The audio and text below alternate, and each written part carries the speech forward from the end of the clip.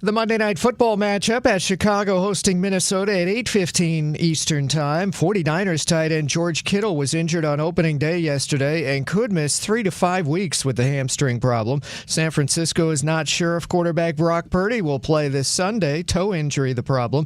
The 49ers are signing wide receiver Kendrick Bourne. San Francisco's at New Orleans Sunday. The Giants say Russell Wilson is still their starting quarterback for this Sunday's game at Dallas. Packers wide receiver Jaden Reed did not participate at practice today due to his bad foot. Green Bay defensive end Micah Parsons was limited again with a bad back. The Chiefs say wide receiver Xavier Worthy is day-to-day with his shoulder injury. The Raiders say tight end Brock Bowers is day-to-day with a knee injury. He said he's fine. In baseball, the Guardians are out to a 1-0 lead on the Royals in the top of the second. Mets at Phillies, scoreless in the bottom of the first inning. I'm Steve DeSager. I've been covering this league since 1987.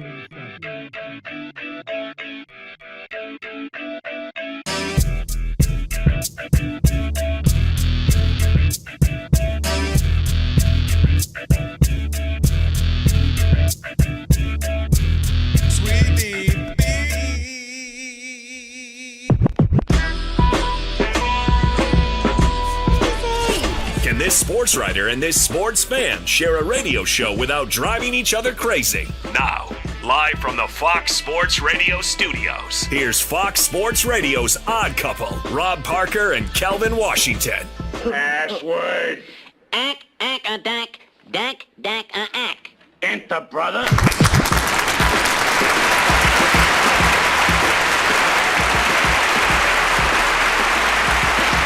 right. Come on in. Come on in live on YouTube. Oh, snap. Oh, snap. And with that password, you now have full access to this very fine radio program for the next 3 hours. Not 2, not 3. Thank you, not LeBron. 4. That's right. No matter how you listen in, Fox Sports Radio, foxsportsradio.com, the iHeartRadio app, SiriusXM Channel 83. Wow. Or live.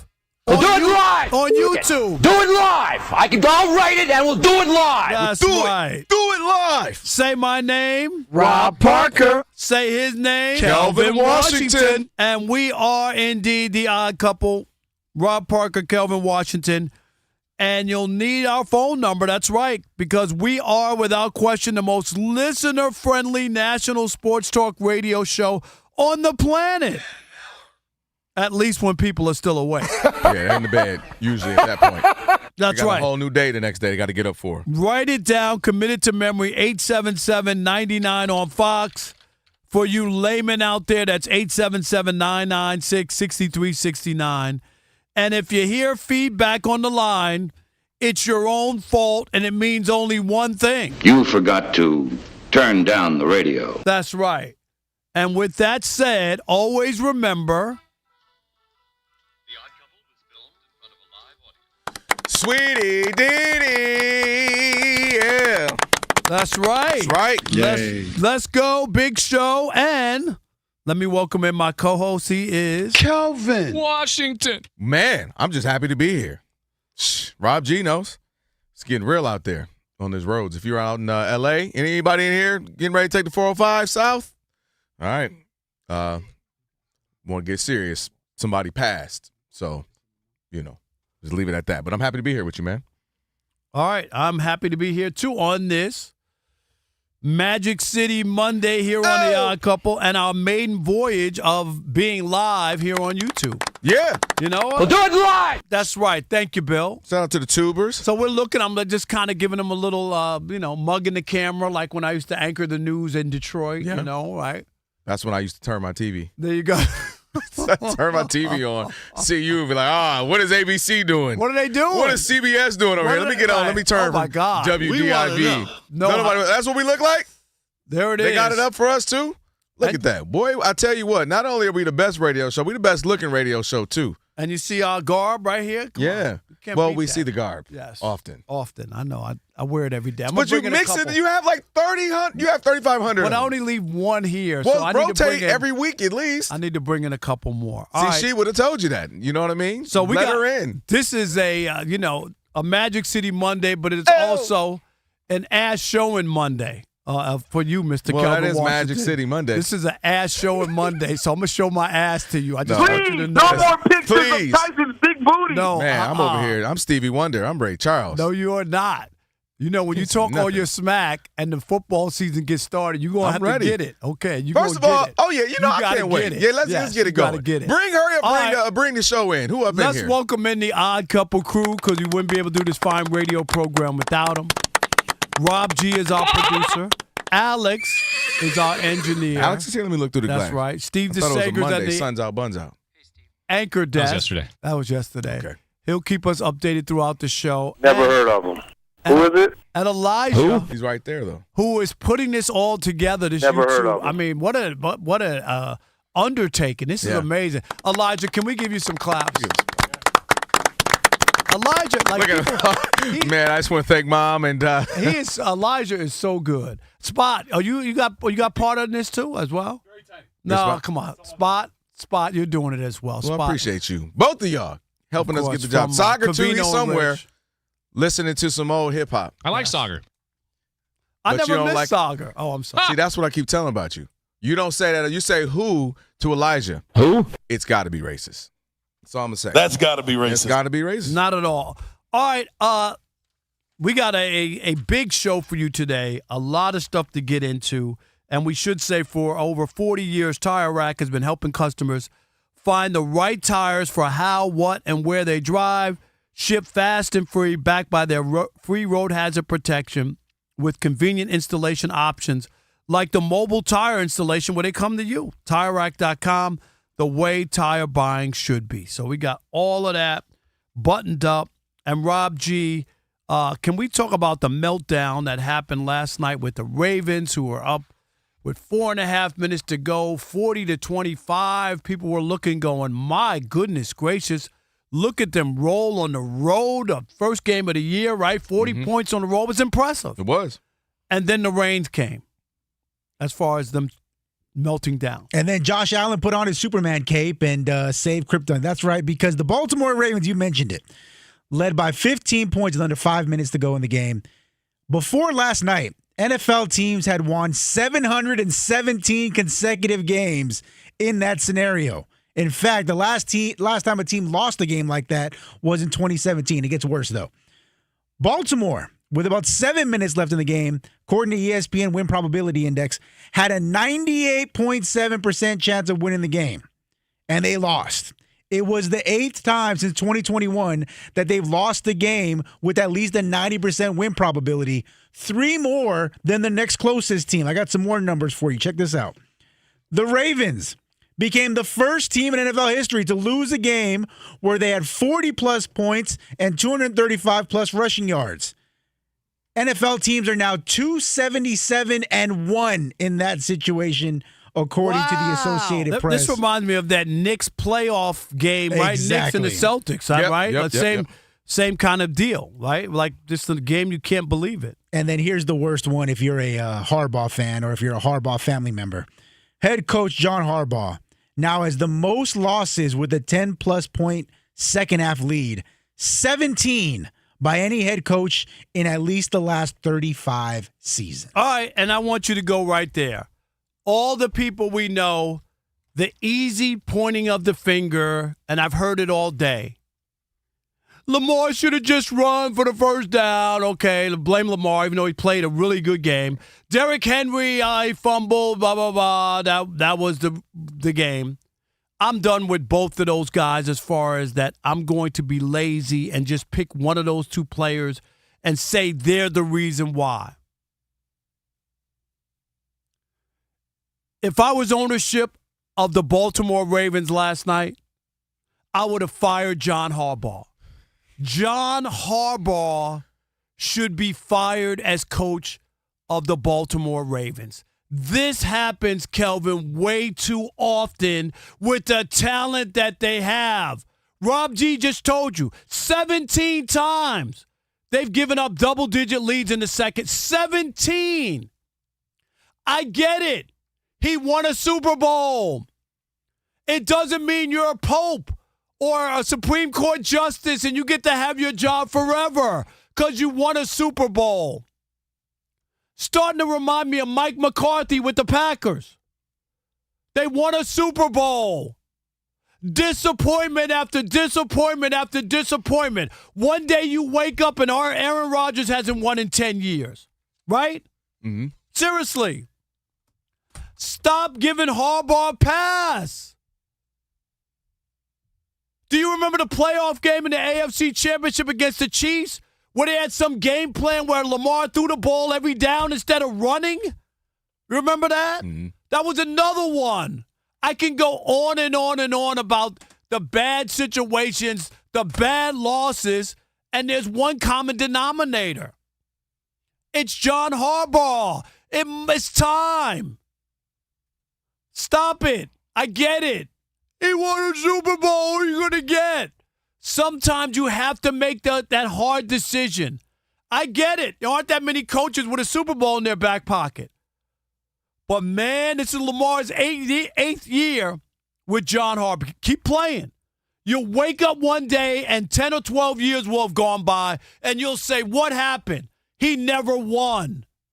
If you can't get fired off of a piss-poor finish like that, you can never get fired. Tom Thibodeau, you know why he got fired? Because he had a performance like that. He had gotten the Knicks to the furthest they had gone since Moby Dick was a guppy. And they laid a terrible egg in a big situation. That was supposed to be a revenge redemption game. They were supposed to storm the rest of the NFL after that. 40 points on the road in Buffalo, and they go home with an L. The L they went home with was John Harbaugh. He was the L they went home with. John Harbaugh definitely gets some of the smoke. You got 17 comebacks when you had a double-digit league over his career. The last 10 years, he's had 8. The issue that I have, a couple of things. Well, one, they're not gonna specifically the Ravens. The Ravens are kind of operating as an AFC version of what the Green Bay Packers kind of do, also what the Steelers do in their own division, meaning we don't want a lot of chaos. We don't want a bunch of turnover. We don't want a bunch of new GMs and a bunch of head coaches and a bunch of this and a bunch of that. They like stability. That organization has been well run to the tune of all these postseason, getting into the postseason, also getting to Super Bowls over the last, 25 years. They won one early. They won one, give it 10 years ago or so. And they keep giving themselves shots with Lamar Jackson over the last 7-8 years. So the issue I get what you're saying. He has these comebacks on his watch, but you got to be also saying these comebacks are on the watch of Lamar. And I believe Lamar Jackson's best player in football. Been saying it since I've been on this show and before I even got on this show. You and I agree on that. We have that same sentiment. But the onus has to fall on our, we believe, the best player in the NFL. The guy who has won multiple MVPs and should have won last year as well. He has to find a way in some of these. Now, last night, Derrick Henry did him no justice with the fumble, who had an outstanding game until the fumble. And also, some of the play calling, to me, I'm going for it on that fourth down because I have Lamar Jackson. I have Derrick Henry. I get 2. Did you watch the defense for the Ravens? That's on Lamar? No. No, I'm just saying, hold on. I'll let you cook. Okay, let me cook. I'm asking. So I'm talking a more broader picture because if I have to take the broader picture for firing the coach from a game, you get what I'm saying? So I have to get the broader because Lamar played his butt off like he always does. But some of those 8 double-digit leads in the last 10 years are on Lamar, meaning he was the quarterback of some of those teams. Lamar Jackson is so talented, he can find a way sometimes. Lamar Jackson can look at John Harbaugh and say, nah, bruh. Like I've seen many quarterbacks do, we're going for this. And he looked at Derrick Henry, he looked at himself and said, we're getting 2+ yards. Now, the defense was great the first 3 quarters or so. I would be very happy with how we controlled the Bills if you were the Ravens.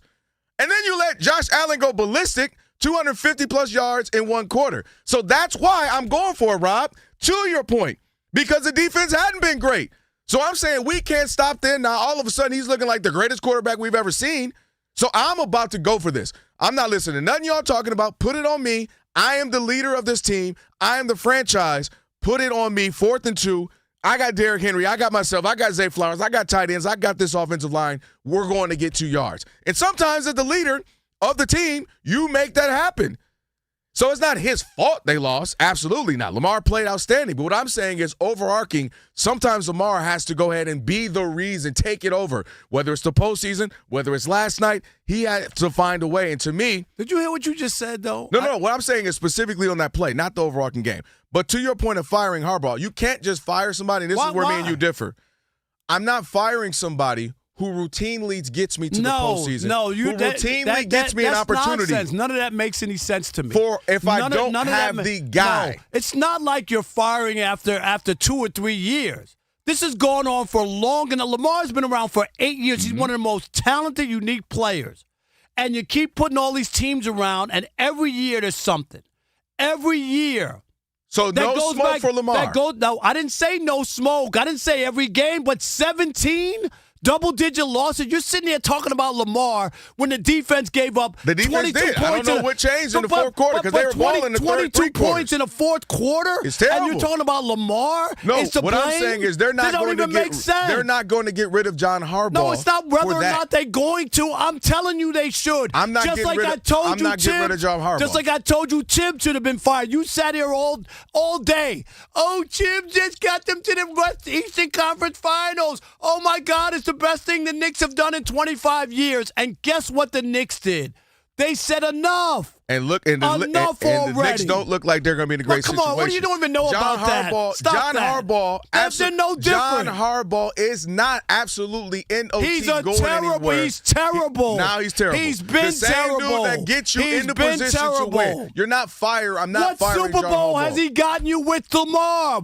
Tell me. I said he gets you in the position. What Super Bowl? Then get me to the Super Bowl, Lamar. Every year. Get me to the Super Bowl, Lamar. No, you don't have a coach who's going to get you. Just like in Green Bay. You just said, look how they do. I got you the team built around you. No. Every year, Lamar has a team. He's got players. Year. Lamar is outstanding. But when we get to the postseason, plan against the Kansas City Chiefs, go look at it. Where they threw the ball every down. That was Lamar? Absolutely. No, that wasn't Lamar. Who was that? But I'm not firing John Harbaugh. Why not? He's not getting the job done. Every year they pick the Ravens to go to the Super Bowl, and they never get there. At some point, you can't keep doing the same thing. And at some point, you can't do the same thing. And at some point, you're going to either get rid of Lamar or get rid of John Harbaugh. We're not getting rid of. All right, get rid of John Harbaugh. When we get to the postseason, I have higher expectations. All right, because the same smoke go for every other quarterback that's been this great that has multiple MVPs. So all I'm saying, Lamar is the best player. It's too easy. It's not too easy. It is too easy. That's lazy. That's not lazy. Look at the 17 double digit. 17. He's been the longest tenured coach right now. I think 17. Him or Tomlin. John Harbaugh is not the return of Bill Walsh. He's not Don Shula. I'm not arguing that, but I'm not letting this guy go who continues to give me a fighting chance. I wouldn't have let him on the bus last night after the game. All right, 877-99 on Fox. 877-996-6369. Should John Harbaugh be fired for yet another in-game meltdown? And how much blame does Lamar deserve for all of this? We'll continue that conversation next with you. It is the Odd Couple. Rob Parker, Kelvin Washington on a Magic City Show Your Ass Monday. Right here on Fox Sports Radio and YouTube. Ray Charles. Shout out to YouTube. Hey, if you're looking for what we need to do? What's that? Stick and stay. Unless you're trying to give out handouts and passes in the US of A. If you're looking for a new way to hire and manage your workforce, Express Employment Professionals, well, they make it easy. Forget about posting jobs, sifting through resumes, being ghosted, and interviews with unqualified applicants. Move up to the pros at expresspros.com. Express is your full-service workforce solution, connecting you with top talent, and they're doing it fast. Every day, Express recruits and screens a variety of workers in your area. So when it's time to hire, they have the talent you need ready to go to work. A contract workforce through Express can help you manage contingent labor costs and also provide the people you need to meet current demands. And if you need a full-time employee, Express can recruit for you. Express Employment Professionals help tens of thousands of companies find workers, saving business time and increasing flexibility. So find your nearest location at expresspros.com. Each of the 870 Express locations are locally owned and operated, backed by the support and international headquarters. Listen, you know the hirings can be stressful, so stop the hassle and partner with Express. Go to expresspros.com to find the location nearest you.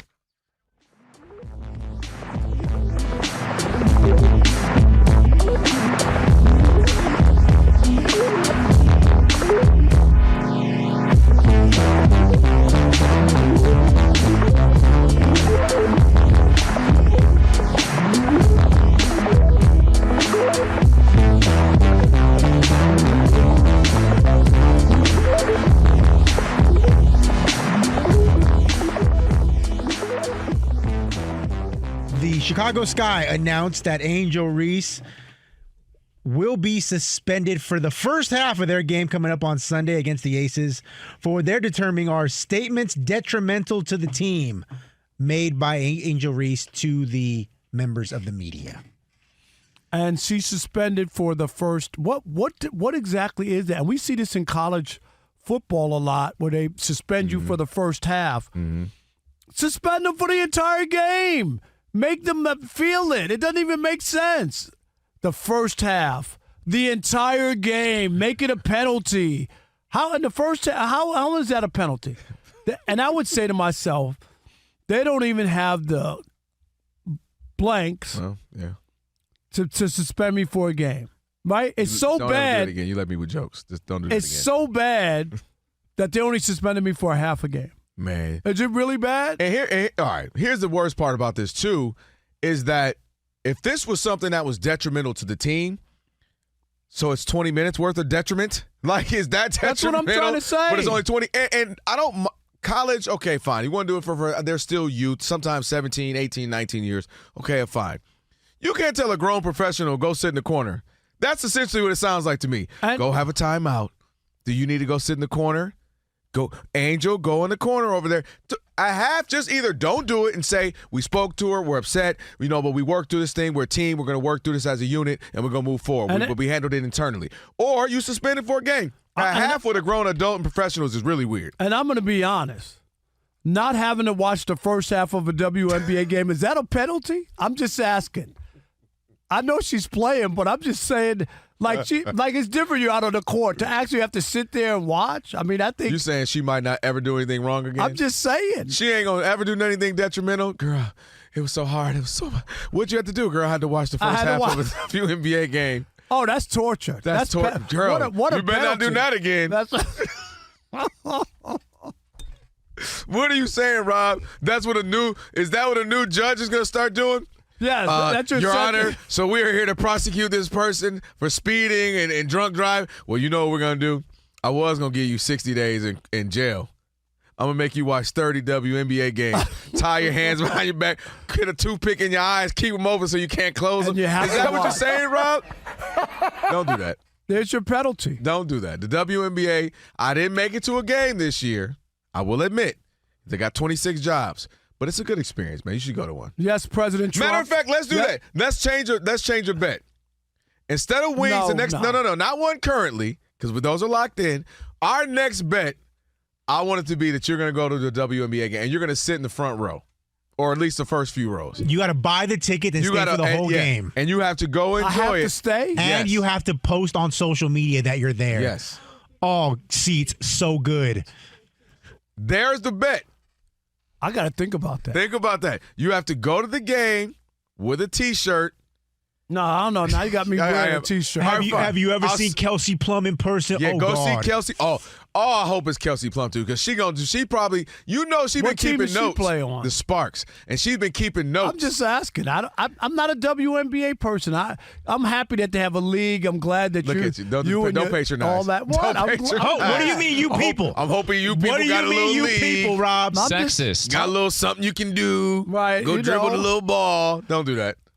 That's the bet. I told you I'm waiting for laundry night. That's the night I want to go to the WNBA. Sexist. You don't do laundry. You just give your clothes away. You just give all your clothes away. You know how many people walking around here with a Fox Sports Radio hoodie? Alex, in the middle of Houston, Texas? Alex, why are you saying that it's sexist? I didn't say who was doing the washing because it's laundry night. Did I say that the women? I'm ready for make a sandwich day. No, I didn't say that. I did not say that. I mean, that would be interesting, right? You bring a basket of laundry in. Rob, stop. I didn't say that, but it will be interesting. Now I want it to be Kelsey Plum, because Kelsey Plum takes notes. Sell out? She takes notes. How about $100 night? Like you get tickets, $100 night. $100 and night? Sell out. Yeah, people would show up. If you buy a ticket and come in and you get $100. So they're giving money. This dude right here. When's car wash We got to day? make this bet.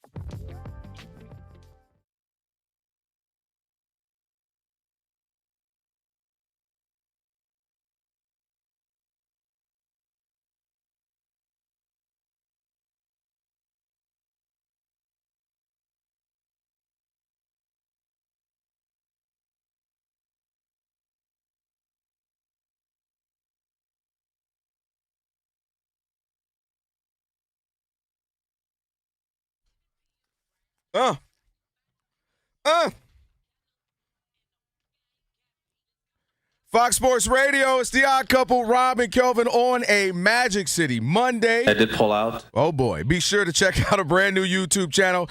That's right. Shout out to him right now. If you're on it, we appreciate you. You can watch us live on YouTube right now as we speak. That's right. We are simulcasting right now, YouTube with video. The two of us, just go to youtube.com/@oddcouplefsr. Or if you're already within YouTube, just search Odd Couple FSR. Be sure to hit the subscribe button. Don't stop there. Hit the thumbs up icon. You can comment. You can share all that good stuff.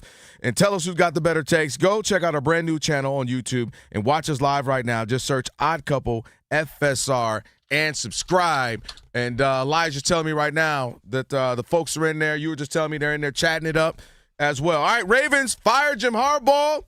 Blame a little bit on Lamar. Both. None? What you got? 877-99 on Fox. Who we got? Damon in Louisville. You're on the Odd Couple Fox Sports Radio. What's up, Damon?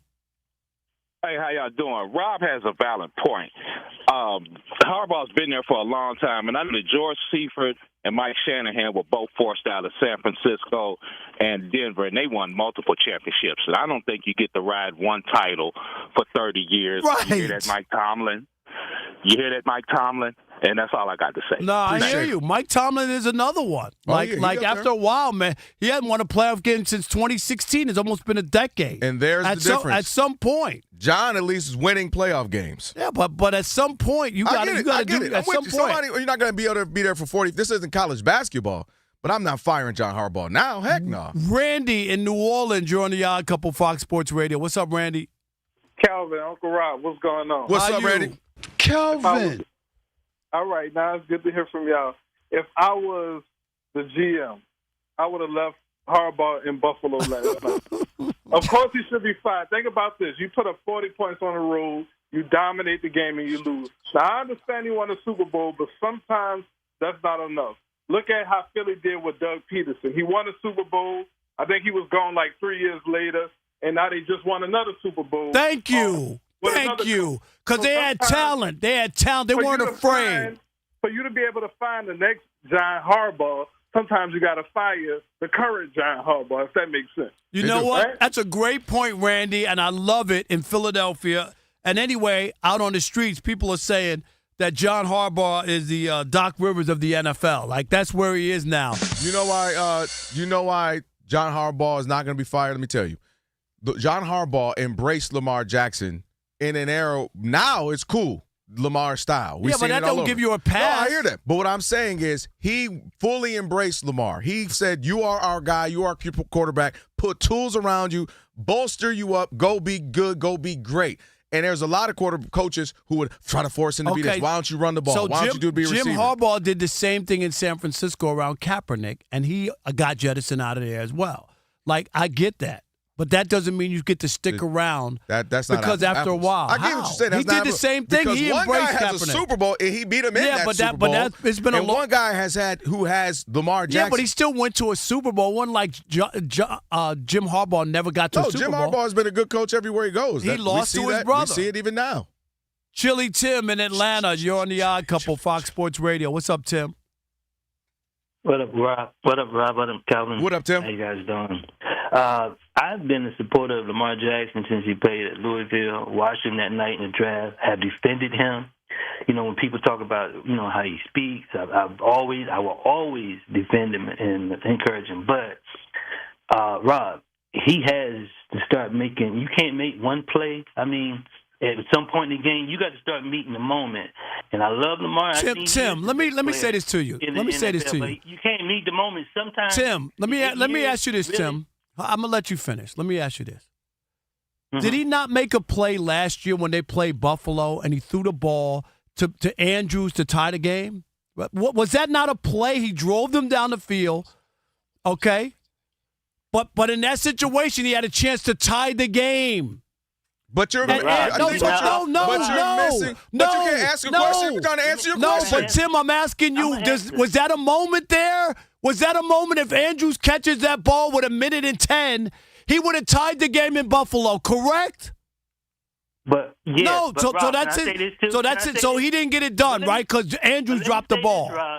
But, Rob, can I say this, too? He also made some critical moments, mistakes before that. No, but you can't go there. Rob. I'm going at the end of the game Rob. where it was on the line. You just talk about Rob. making a play at the end. You do know I it's can sit okay there. to love a guy and still be critical. Yeah, you can. You do know that, right? It's okay. I can be it's okay critical, to do that. but I'm not going to blame. No, but I'm it's not going to okay. blame Lamar when the defense Lamar gives Jackson up is 22 3-5 in the points. postseason. 22 points And in that- the fourth quarter. Right. We're talking about game 1 in Buffalo. I'm not going through his whole career. Isn't just about a game. No, it's about 17 effing games. That's what it's about. And it's about multiple postseason games. And he can have it ain't 17. about no prisoner of the He can have moment. 17 of it's those about games. 17. And won They another haven't won a Super Bowl with Lamar, and it'd be fine. They haven't won a Super Bowl in 20 and in 10 And if years. he wins the Super Bowl with Lamar, it would have been fine. Drew in New Jersey. Simple as that. You're on the Get it odd couple done. of squeeze it in. Drew, what's up?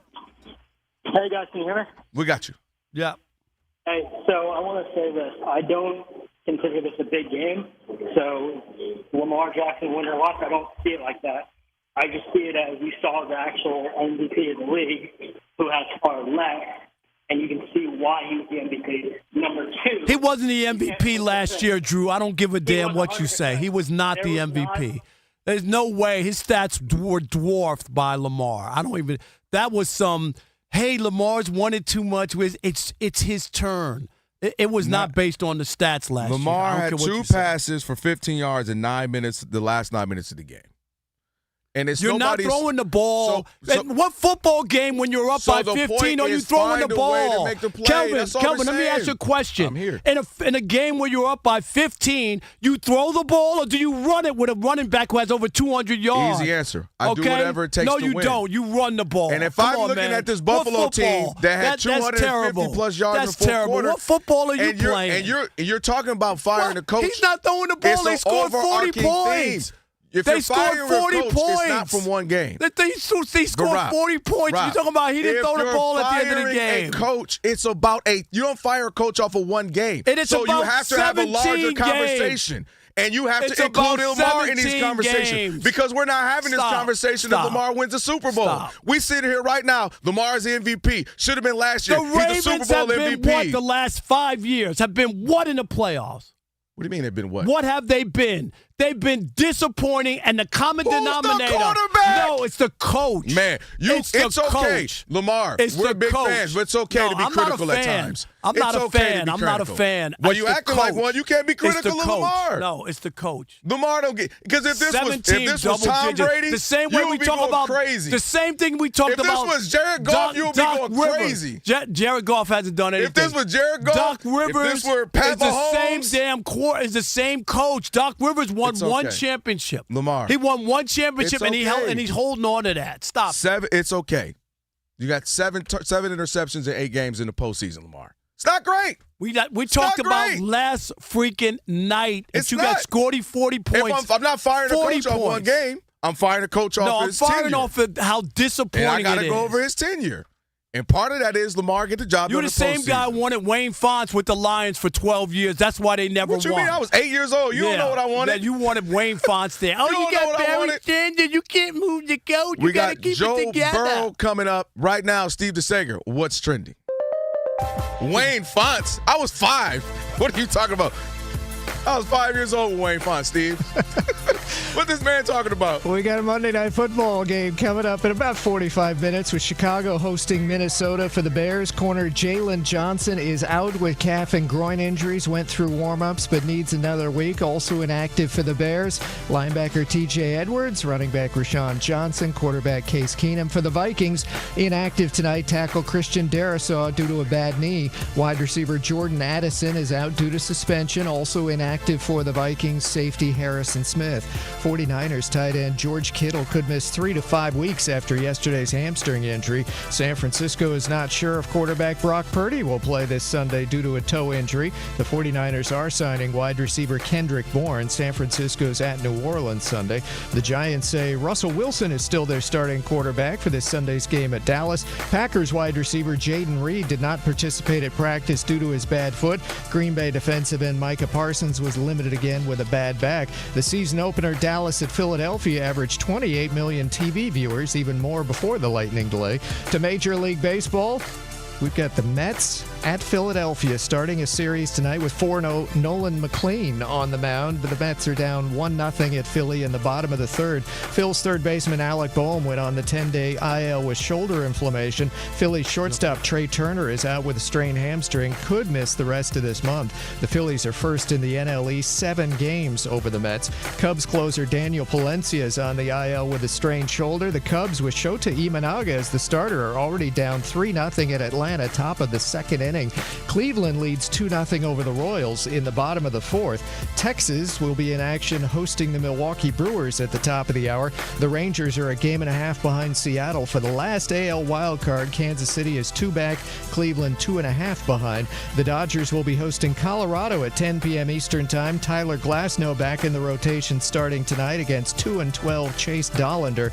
The Dodgers activated third baseman Max Muncy after a strained oblique. Dodger reliever Alex Vesia should return Tuesday. Tommy Edman back Wednesday. Catcher Will Smith with the bruised hand might be starting Tuesday. His backup catcher Dalton Rushing is on the IL with a bruised leg. Back to you. All right, Steve, appreciate you. We are the Odd Couple on a Magic City Monday. Show your ass Monday. I just keep telling you, don't, long as it's not yours. Because I will do the whole rest of the show like this. Let nobody see that. Please, no more pictures of Tyson's big booty. Achy knees, stiff back joints ain't cooperating. Well, some days your body is just like no, and on those days, luckily, there's Aleve with just one pill. You have, of course, Aleve will provide up to 12 hours of pain relief so you can keep it moving. Use as directed. Alex, the only buns brown are yours, I think. Oh, boy. The best part, Alex didn't deny it either. We need a buns cam. I got you. Can we get a buns cam? Yeah, we'll do that. We'll do like a separate subdivision for that. Alex didn't even deny it either. I know. He's like, yeah, my buns are brown. Only pants around when I'm here now. Exactly. What man, the thing that I'm loving about this first week is all these, so many things you can jump off and overreact to. But one I will say, I don't know if it caught you off guard like it caught me off guard, was the Bengals. You and I both expected the offense to be what it was last year. I'm the owner. I'm paying a bunch of money. 7 yards in the second half from Joe Burrow in that offense?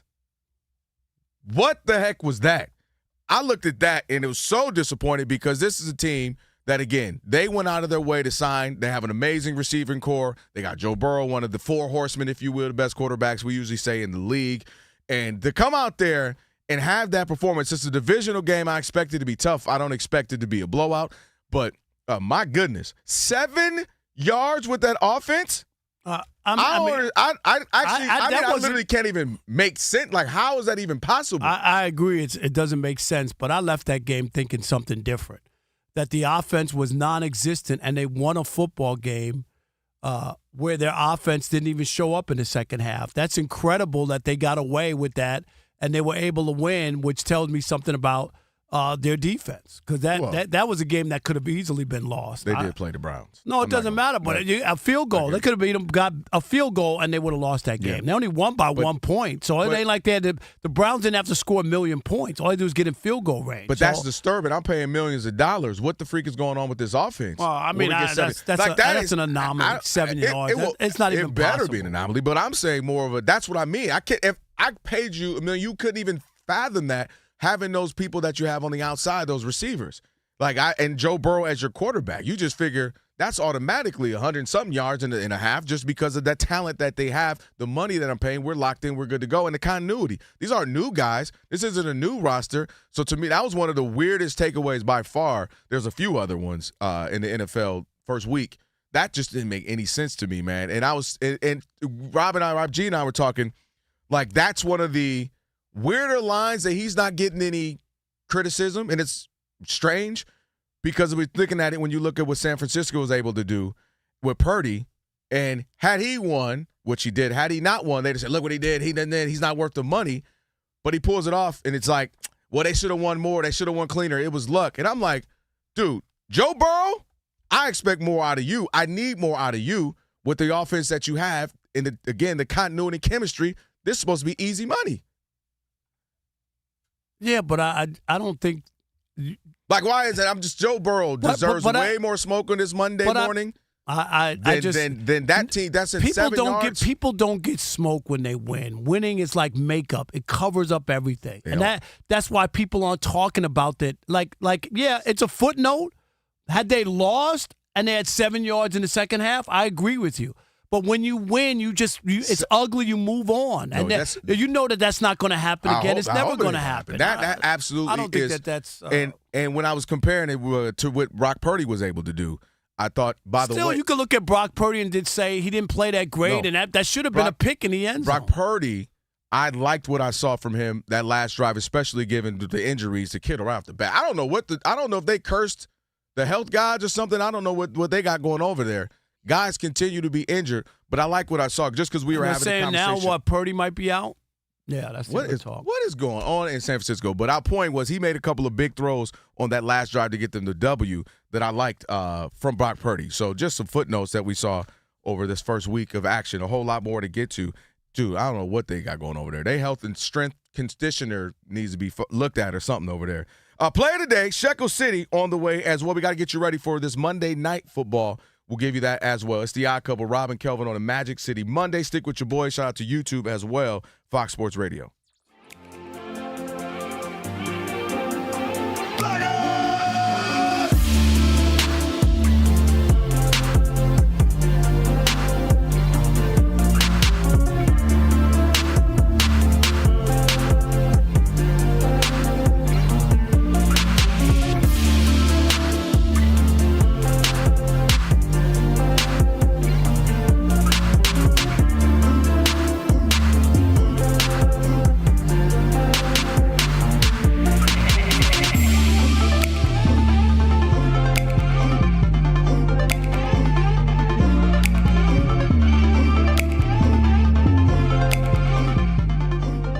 There's a new headline that's sweeping the nation. It's one of my favorite headlines, and it's a new category. Should I let them know what it is, or wait? Let's dive in. Let's go. Okay. It's called They Might Be Ass. Oh, I love this game. They might be ass. They might be ass. It's your way of saying, like, I haven't made up my mind yet, but might be ass. Now, this headline became a thing when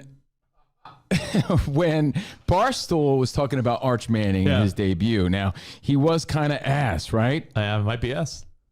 They were kind of ass. Really couldn't do much. You could say Ohio State's defense was pretty strong. Or you could say Arch Manning was kind of ass. He looks like he just sniffed ass. Yeah. And they take on, San Jose State, I believe. They take on the Spartans this week. Well, guess what? They won't be ass this week, but I love this category. They might be ass. I think Arch Manning, by the end of the year, once they play all these cupcake teams along the way, and they just beat the shit out of all these bottom feeders, fast forward a month, you're not going to be saying Arch Manning's ass, but as of right now, it's very safe to say right now. Might be. Might be. And here's the funny part about it. I was actually watching the game at the gym. This was like a headline, and it wasn't even like halftime yet. And it was like, he might be ass. Turns out, first game was kind of ass. But you know what else happened this week? Yeah. Who else might be ass? Bill Belichick. As I call him? Yeah. Bill Belichick's. He might be ass. His game might not translate in college. 48-14, TCU made him look like a chump. He might be ass. Now, am I rooting for any of these people to be ass? No, but they fall into this category as of this week, and they take on Charlotte, right, who's also 0-1 this week. But right now, might be ass. Bill Belichick, he might be grabbing hot young ass, but he also might be ass. He might be ass. Belichick. That dude was buns this week, man. Oh, God. And can I throw one more college one just for fun? Alabama might be ass. Just throw that out there. Baseball, we're getting close to the postseason. Yeah. And I want to throw someone in the they might be ass category. Well, if you're going to throw someone in, I want to throw someone in. So during the trade deadline, the Mets, who are in a wild card position now. You and I got our Mets-Yankees bet. I'm trailing you by a couple games. Yeah. The Mets thought they shored up their bullpen. They got Gregory Soto. They got some arms. They got that side armor from the Giants. And then they got closer Ryan Helsley. This guy comes out to hell's bells, one of the elite closers in baseball. Have you seen his stats as a Met? No. It's terrible. Isn't this dude a former All-Star with the Cardinals or whatever? Multiple-time All-Star. 14 earned runs in 11 innings. His ERA as a Met is 11.45, which makes it safe to say he might be ass. Dude, he might be ass. For real. Seriously. And if you're going to throw him into the mix, speaking of relievers, as a Yankees fan, you guys remember him as the unhittable Devin Williams? Well, he was unhittable until Pete Alonso crushed him in the postseason last year. Devin Williams was great as a Brewer. He was so good. The Yankees changed their lifelong policy of facial hair just for this guy and for his confidence. He was one of the reasons. And I'm here to tell you, stop playing the guy. He might be ass. I think he is ass. He's 3-6 with a 5.6 ERA, and every time he's on the mound, something bad happens. Didn't he walk in a run yesterday? Yeah, Boone. I love you. I'm not the fire Boone guy.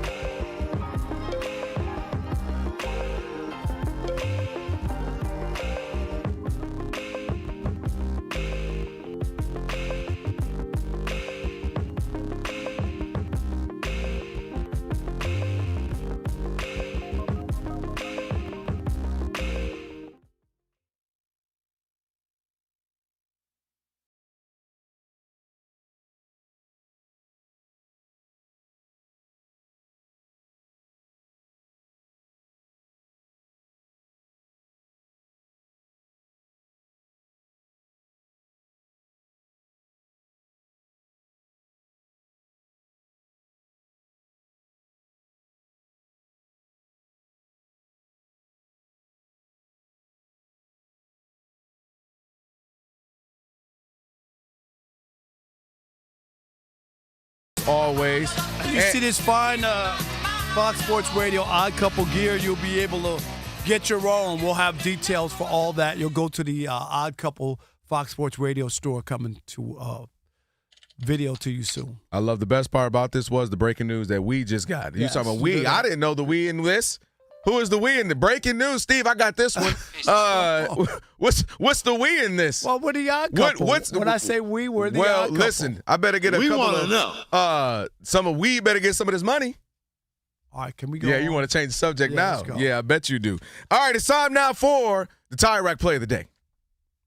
15th play of the possession. Jones under center. Ball in the right hash. 3 receivers go left. Jones, quarterback keeper again. This time he slides in. Touchdown on a quarterback keeper by Daniel Jones. Touchdown. INDY. That is your Colts Radio right there, your Tire Rack Play of the Day. For over 40 years, Tire Rack has been helping customers find the right tires for how, what, when, and where they drive. Ship fast and free, backed by free road hazard protection with convenient installation options like mobile tire installation. TireRack.com. It is the way tire buying should be. Let's get now to Shekel City.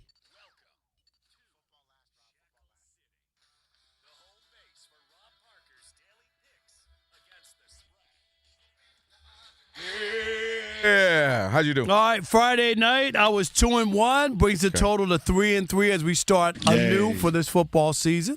Oh, when did I start?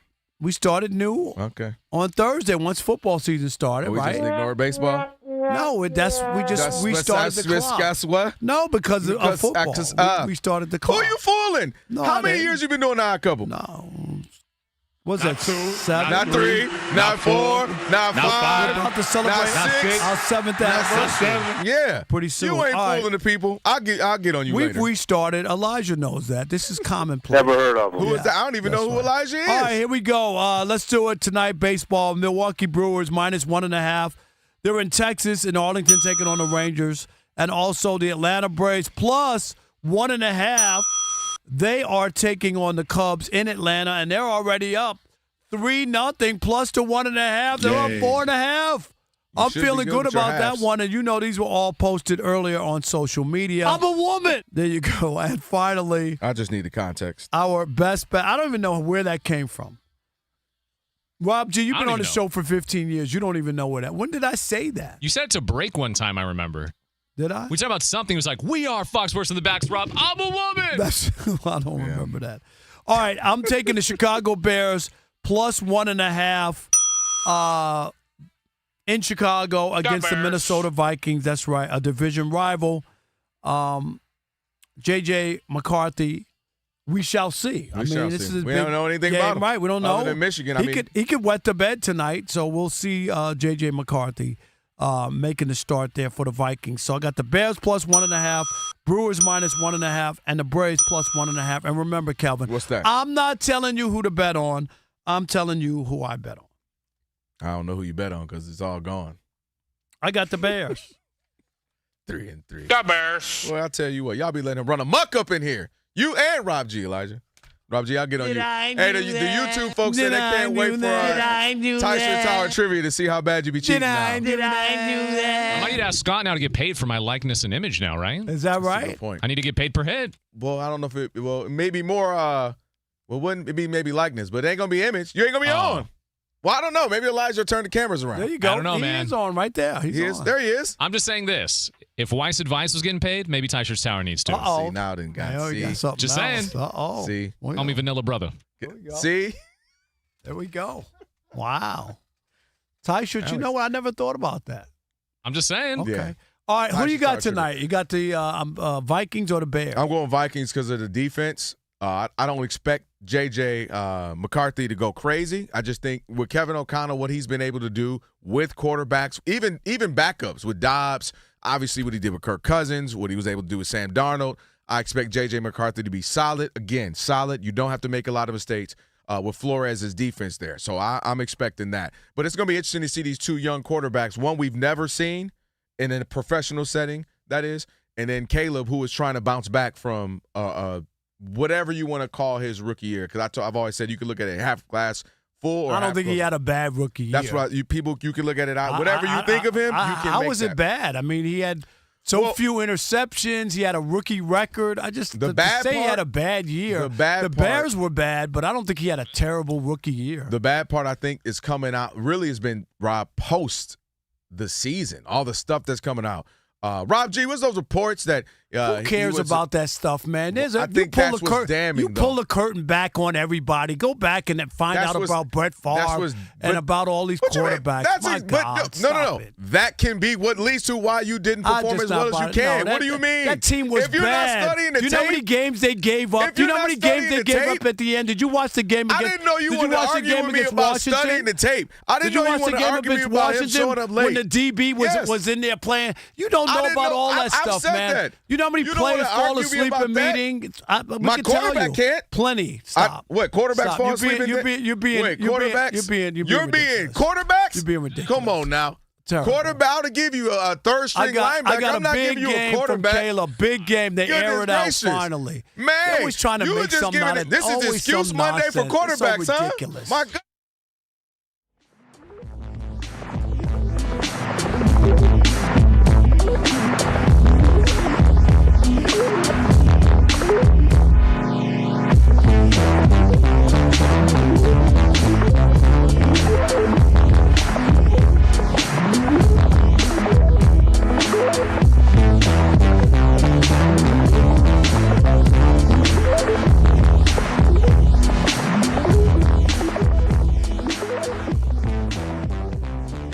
Mike Tyson and Floyd Mayweather Jr. will compete in an exhibition match. Floyd actually released a statement to TMZ. I'm going to read it to you. in part. Quote, I've been doing this for 30 years. There hasn't been a single fighter that can tarnish my legacy. You already know that if I'm going to do something, it's going to be big, it's going to be legendary. I'm the best in the business of boxing. This exhibition will give the fans what they want. Guys, who wanted this fight? Nobody wanted it. Nobody. Wake me up. Whatsoever. Nobody wants this fight, and the idea of it is repulsive. It is once again these guys telling boxing fans that you're garbage. That's what they're telling you're garbage. You're suckers. You don't know what you're watching. You'll pay for anything. We could throw anything at you, and you'll buy the pay-per-view or you'll pay for whatever streaming service or whatever and then sign up for it, and you'll go to Vegas and you'll pay the money or whatever. You're suckers. That's what they have no regard, no respect for the boxing fans. Don't do it. You hear me? Don't do it. I don't care if you have nothing to do that night. Don't do it. Do not give them one thin dime. Nothing. I don't care what it is.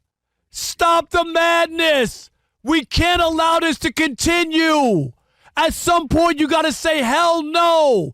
Mike Tyson, did we watch the last time you fought? It was god-awful. We're not interested. It's okay to turn. Turn your head. You don't have to cough, but just turn your head and say, I'm not interested. I don't care who they were. They might have been great in their day, but no longer. And if they make any big money off of this, shame on you. You're the sucker. You're the chump. You're the guys who have decided that you're going to pad their pockets for a BS boxing exhibition. They know they can't even call it a real fight because it ain't real. And you know what an exhibition is? Don't hurt me, bro. Yep. We're going to dance around here for a few rounds. You'll land a few punches. I'll land a few punches. If I have to go there and lay in front of the arena and you have to step over me to get in, I'll do it if that stops you from going in. Do not do this, boxing fans. Please. I implore you. Listen, Representative Parker, Congressman Parker, presidential candidate Parker, I don't have to add too much more. These are two old boxers. One's 49, one's 59. Tyson will be about 60 when this fight happens. Or did I say fight? This pity pat happens. Let me say this. We didn't want to watch the end of Floyd's real boxing season because he wasn't boxing. Right. We didn't even want to watch the last handful of years of Floyd supposed to be throwing hands. We didn't want to see that. So now you think we want to watch Mike Tyson bite his gloves again for 8-10 rounds? Because that's all he did against one of the Jake Paul was bite his gloves and show us his butt. Don't nobody want to see that, and Please, I'm upset. No more pictures of Tyson's big booty. Nobody wants to see that. And he's talking about what the fans, not a single person asked me this. Not a single human being on God.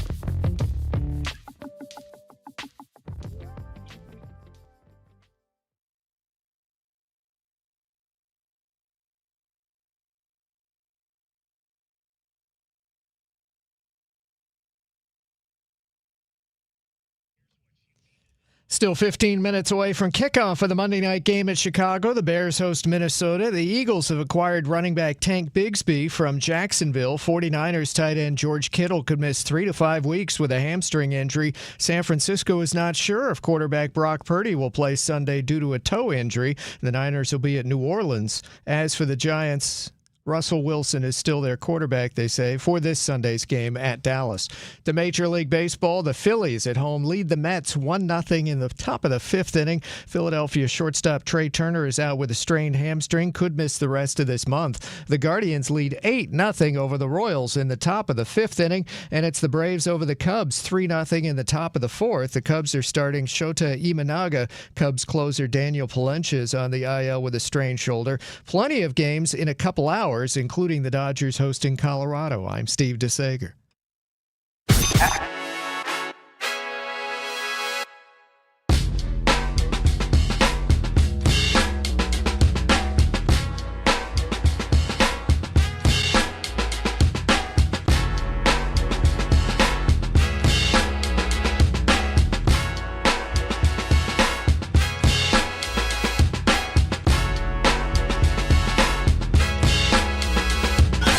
Can this sports writer and this sports fan share a radio show without driving each other crazy? Now, live from the Fox Sports Radio studios, here's Fox Sports Radio's Odd Couple, Rob Parker and Kelvin Washington. Hour number 2 on a Magic City Monday and Show Your Ass Monday. We're about to talk about the Lions, so you better be ready on this one. Ain't nobody worried about you. Rob Parker, Kelvin Washington with the iHeartRadio app. You can now stream us wherever you happen to be.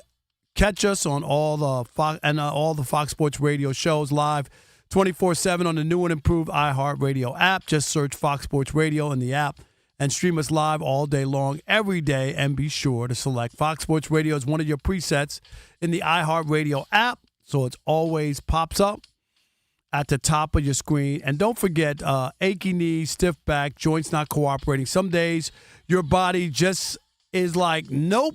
And on those days, luckily, there's Aleve.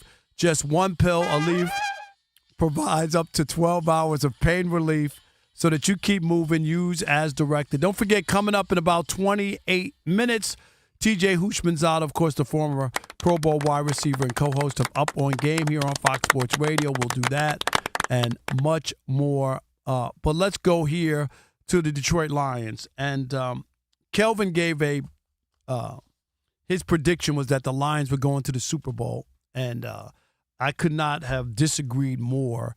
And I predicted that this would be a bad and off season for the Lions for a lot of reasons, including the schedule, changing coordinators. And I did say to you on Friday that this was the lock. Rob G, did I not say like this game, the Packers and the Lions, this was the lock? The Lions had won 8-0 on the road last year. I just knew with the whole Micah and what was going on that they were going to get a buzzsaw. But this is more about what's going to come forward. That game was just, did they show up? Like, I was really, the Lions, they were flat. The Packers jumped on them and then just had to basically cruise. The Lions did not score a touchdown until the final, what was that, final minute? Like they were. What was that? Yeah, that last little insane catch. It was pointless. I call them pointless points. Yeah, it just was not there. And but the sticky gloves, I look at those catches, they don't do anything for me. You and the sticky gloves. I don't even, Rob G, they don't mean that catch. Everybody looking at that, I don't do anything. So what's the next iteration and what has to then happen for catches to start looking good again? Easy, when they don't have gloves on. When they don't have gloves on. What, in the barbaric? They're not going back in time? Why not? Because them laces split people's hands open. No, if you can catch a ball like that with no sticky gloves on, it'll be a different story. But I'm going to tell you, if you're a Lions fan, you should be concerned. And I'm not talking about just one game. This is a precursor. Look at the schedule and what they have coming up. The division is tougher. There's a lot of stuff to look at. Jared Goff, we've seen the show, we've seen the act, and Ben Johnson is now in Chicago, right?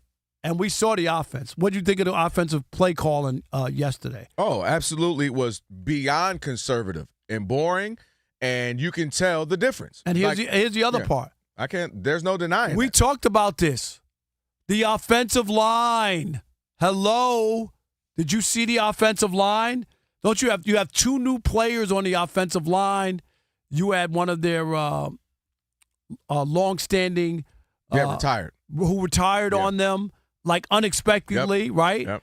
And who did they just lose Ragnar, today, right? Go ahead. Didn't they just lose another offensive lineman today for the season?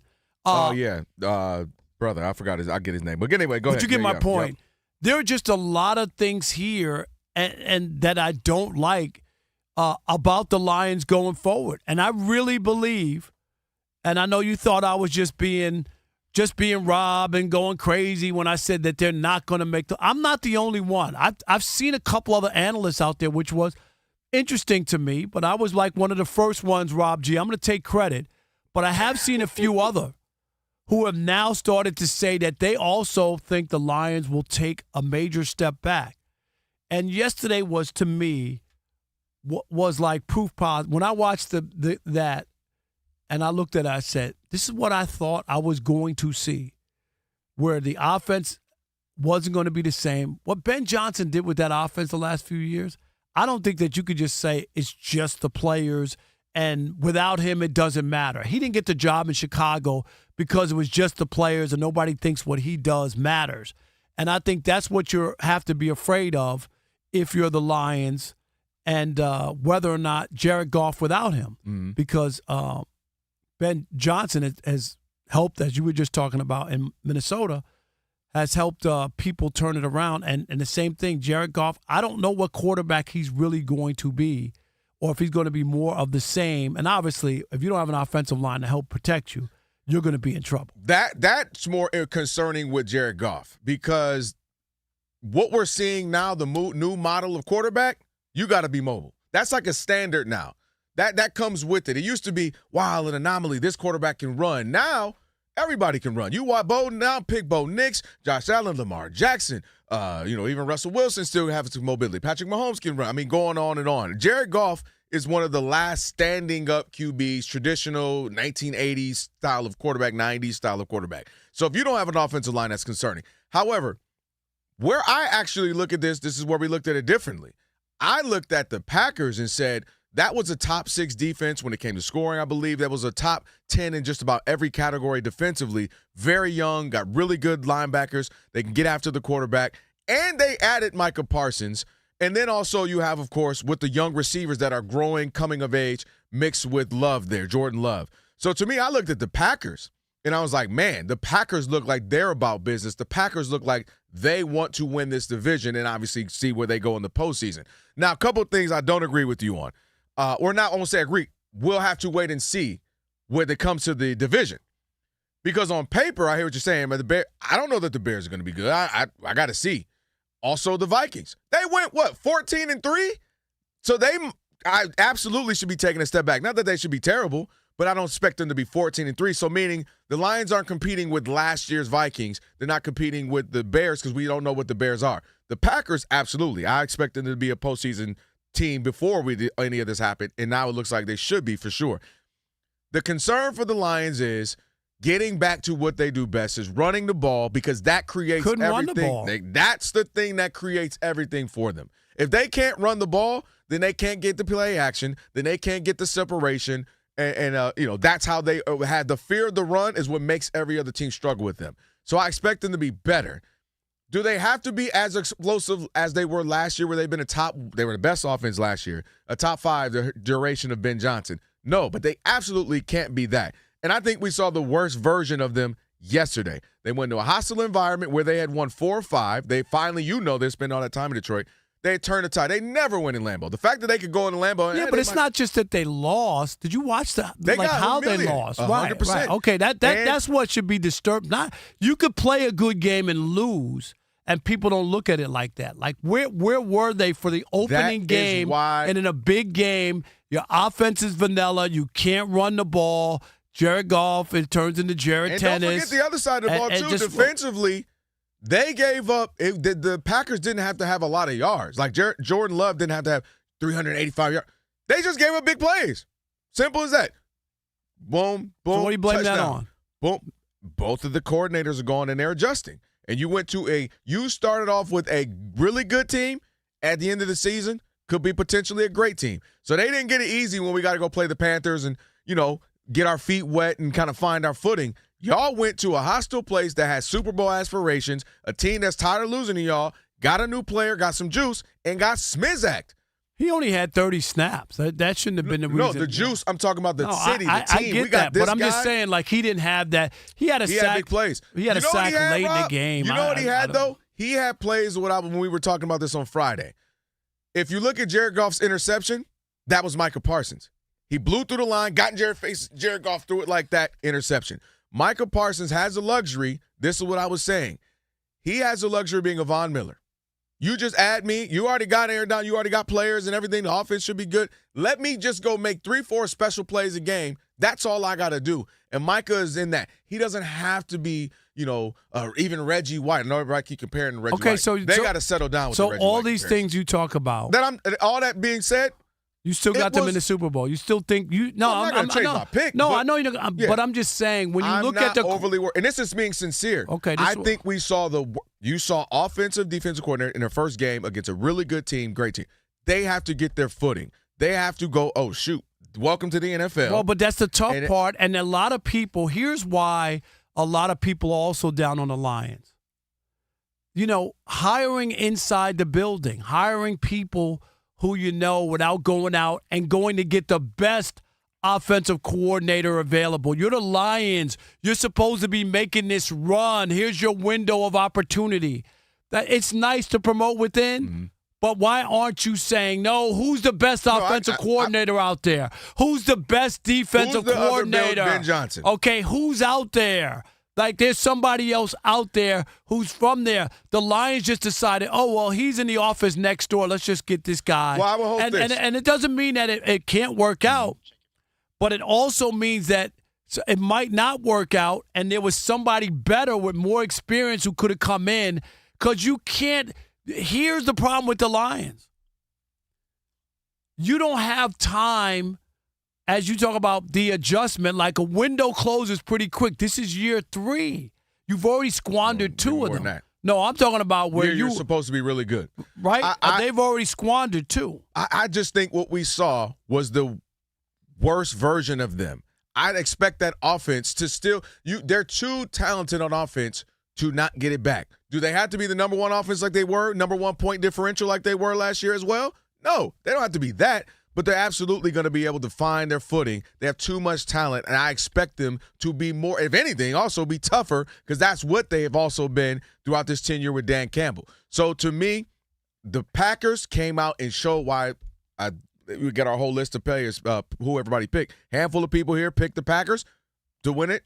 I see. They absolutely came out and looked good. So you looked at that game and looked at the Packers. That's what you came away with, not how poorly the Lions played? No, I looked at the Packers as being special. I looked at the Lions as saying, y'all got smacked up by a team who y'all better respect and take serious in this division, because they're trying to take this division and go into postseason. But I also looked at the Lions and said, y'all play scared, y'all play conservatively, and the defense came in. They came in feeling themselves, Rob. They came in. We've been controlling y'all, controlling the division. We smacking y'all up. We got this. They came in smelling themselves. Defense getting wide receivers wide open. Here's what you should be afraid of, really. Jared Goff has had 5 different play callers in his NFL career. Under 3, not named Shawne McVay or Ben Johnson. You ready for his record?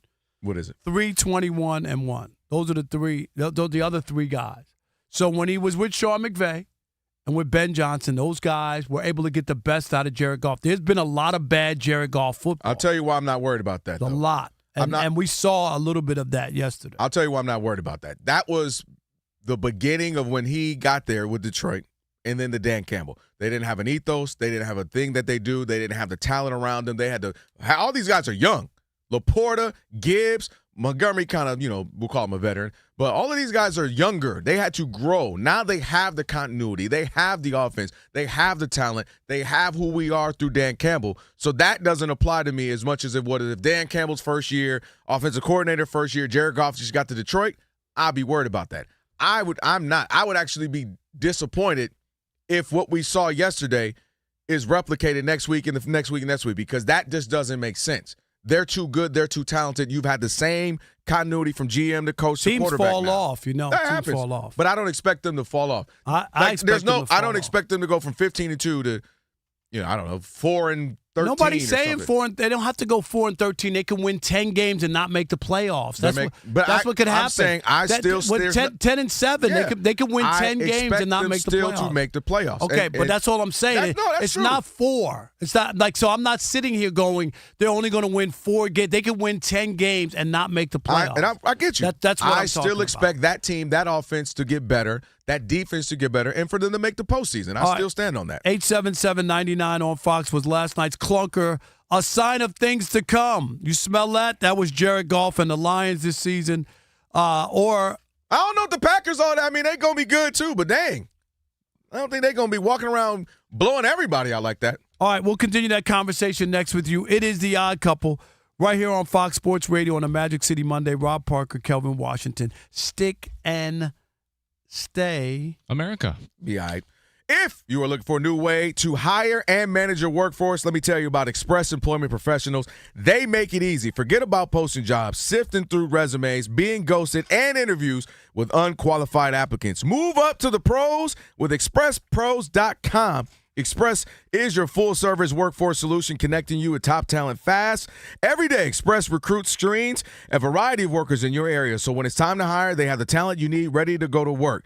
And Contract workforce through Express can help you manage contingent labor costs and also provide the people you need to meet current demands. And if you need full-time employees, Express can recruit for you. Express Employment Professionals help tens of thousands of companies find workers, saving business time and increasing flexibility. So find your nearest location at expresspros.com. Each of the 870 Express locations are locally owned and operated, backed by the support and international headquarters. So listen, you know hiring is stressful, right? Woosah, take a break. Stop the hassle and partner with Express. Go to expresspros.com to find the location nearest you. That's expresspros.com.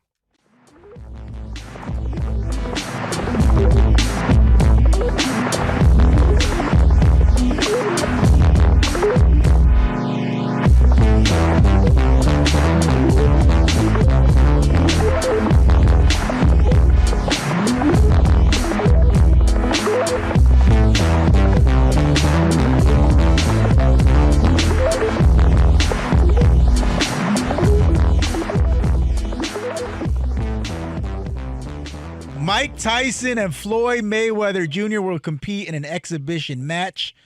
Floyd actually released a statement to TMZ. I'm going to read it to you in part. Quote, I've been doing this for 30 years. There hasn't been a single fighter that can tarnish my legacy. You already know that if I'm going to do something, it's going to be big, it's going to be legendary. I'm the best in the business of boxing. This exhibition will give the fans what they want. Guys, who wanted this fight? Nobody wanted it. Nobody. Wake me up. Whatsoever. Nobody wants this fight, and the idea of it is repulsive. It is once again these guys telling boxing fans that you're garbage. That's what they're telling boxing. You're garbage. You're suckers. You don't know what you're watching. You'll pay for anything. We could throw anything at you, and you'll buy the pay-per-view or you'll pay for whatever streaming service or whatever and sign up for it, and you'll go to Vegas and you'll pay the money or whatever. You're suckers. That's what they have no regard, no respect for the boxing fans. Don't do it. You hear me? Don't do it. I don't care if you have nothing to do that night. Don't do it. Do not give them one thin dime. Nothing. I don't care what it is. Stop the madness. We can't allow this to continue. At some point, you got to say, hell no. Mike Tyson, did we watch the last time you fought? It was god-awful. We're not interested. It's okay to turn. Turn your head. You don't have to cough, but just turn your head and say, I'm not interested. I don't care who they were. They might have been great in their day, but no longer. And if they make any big money off of this, shame on you. You're the sucker. You're the chump. You're the guys who have decided that you're going to pad their pockets for a BS boxing exhibition. They know they can't even call it a real fight because it ain't real. And you know what an exhibition is? Don't hurt me, bro. Yep. We're going to dance around here for a few rounds. You'll land a few punches. I'll land a few punches. If I have to go there and lay in front of the arena and you have to step over me to get in, I'll do it if that stops you from going in. Do not do this, boxing fans. Please. I implore you. Listen, Representative Parker, Congressman Parker, presidential candidate Parker, I don't have to add too much more. These are two old boxers. One's 49, one's 59. Tyson will be about 60 when this fight happens. Or did I say fight? This pity pat happens. Let me say this. We didn't want to watch the end of Floyd's real boxing season because he wasn't boxing. Right. We didn't even want to watch the last handful of years of Floyd supposed to be throwing hands. We didn't want to see that. So now you think we want to watch Mike Tyson bite his gloves again for 8, 10 rounds? Because that's all he did against one of the Jake Paul was bite his gloves and show us his butt. Don't nobody want to see that, and Please, I'm upset. no more pictures of Tyson's big booty. Nobody wants to see that. And he's talking about with the fans. Not a single person asked me this. Not a single human being on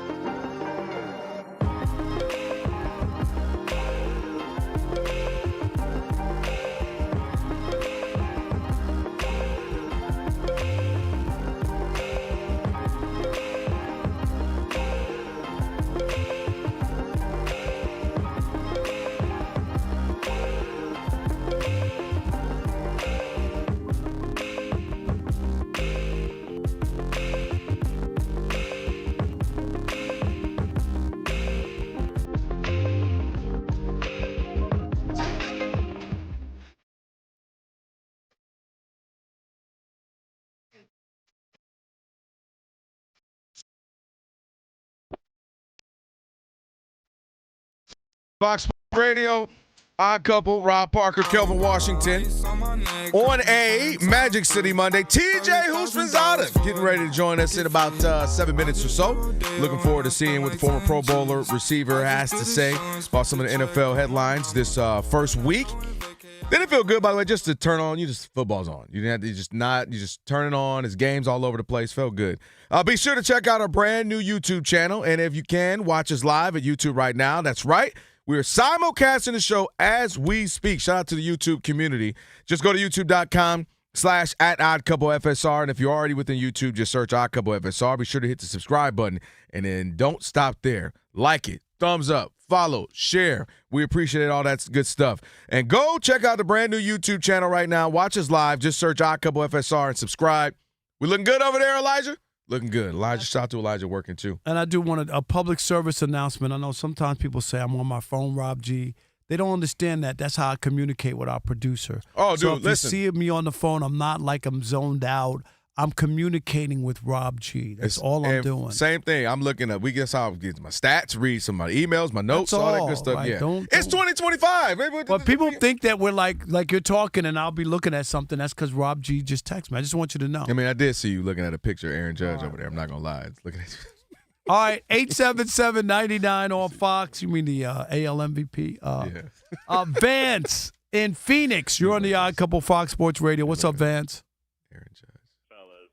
Hey, Hey, here's my take on it. Everybody's getting all excited about the first week, and when I had to tell one of my coworkers, I said, you realize that for most of these guys, this is the first week they've had any live competition because you know they don't hit in training camp. They up there playing tickle tummy all week long, just running around in shorts and a So what t-shirt. about the teams that played well and won games, Vance? What about those guys? What about people criticize the Steelers for Aaron Rodgers didn't take one snap, right? With a new team, new players, new offense, and they said, oh, this is bad. Why would you do that? He looked pretty good after 1 week, didn't he? Because sometimes, and you know this for a fact, sometimes things come together, the synergy is better, and I mean, it just happens that way. You know what I mean? That's why I'm not getting upset. It's like my Latino brothers be saying, calmate, migo, calmate. It's Calm going it to be down, all right. my friend.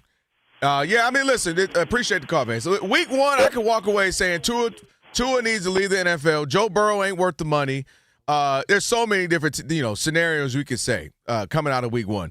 Daniel Jones is the greatest quarterback we've ever seen. No, but he's got too much baggage what you mean? to do that. He did something Peyton Manning ain't never did. Please, I don't care about that. Will in Wisconsin, you're on the Odd Couple Fox Sports Radio. What's up, Will?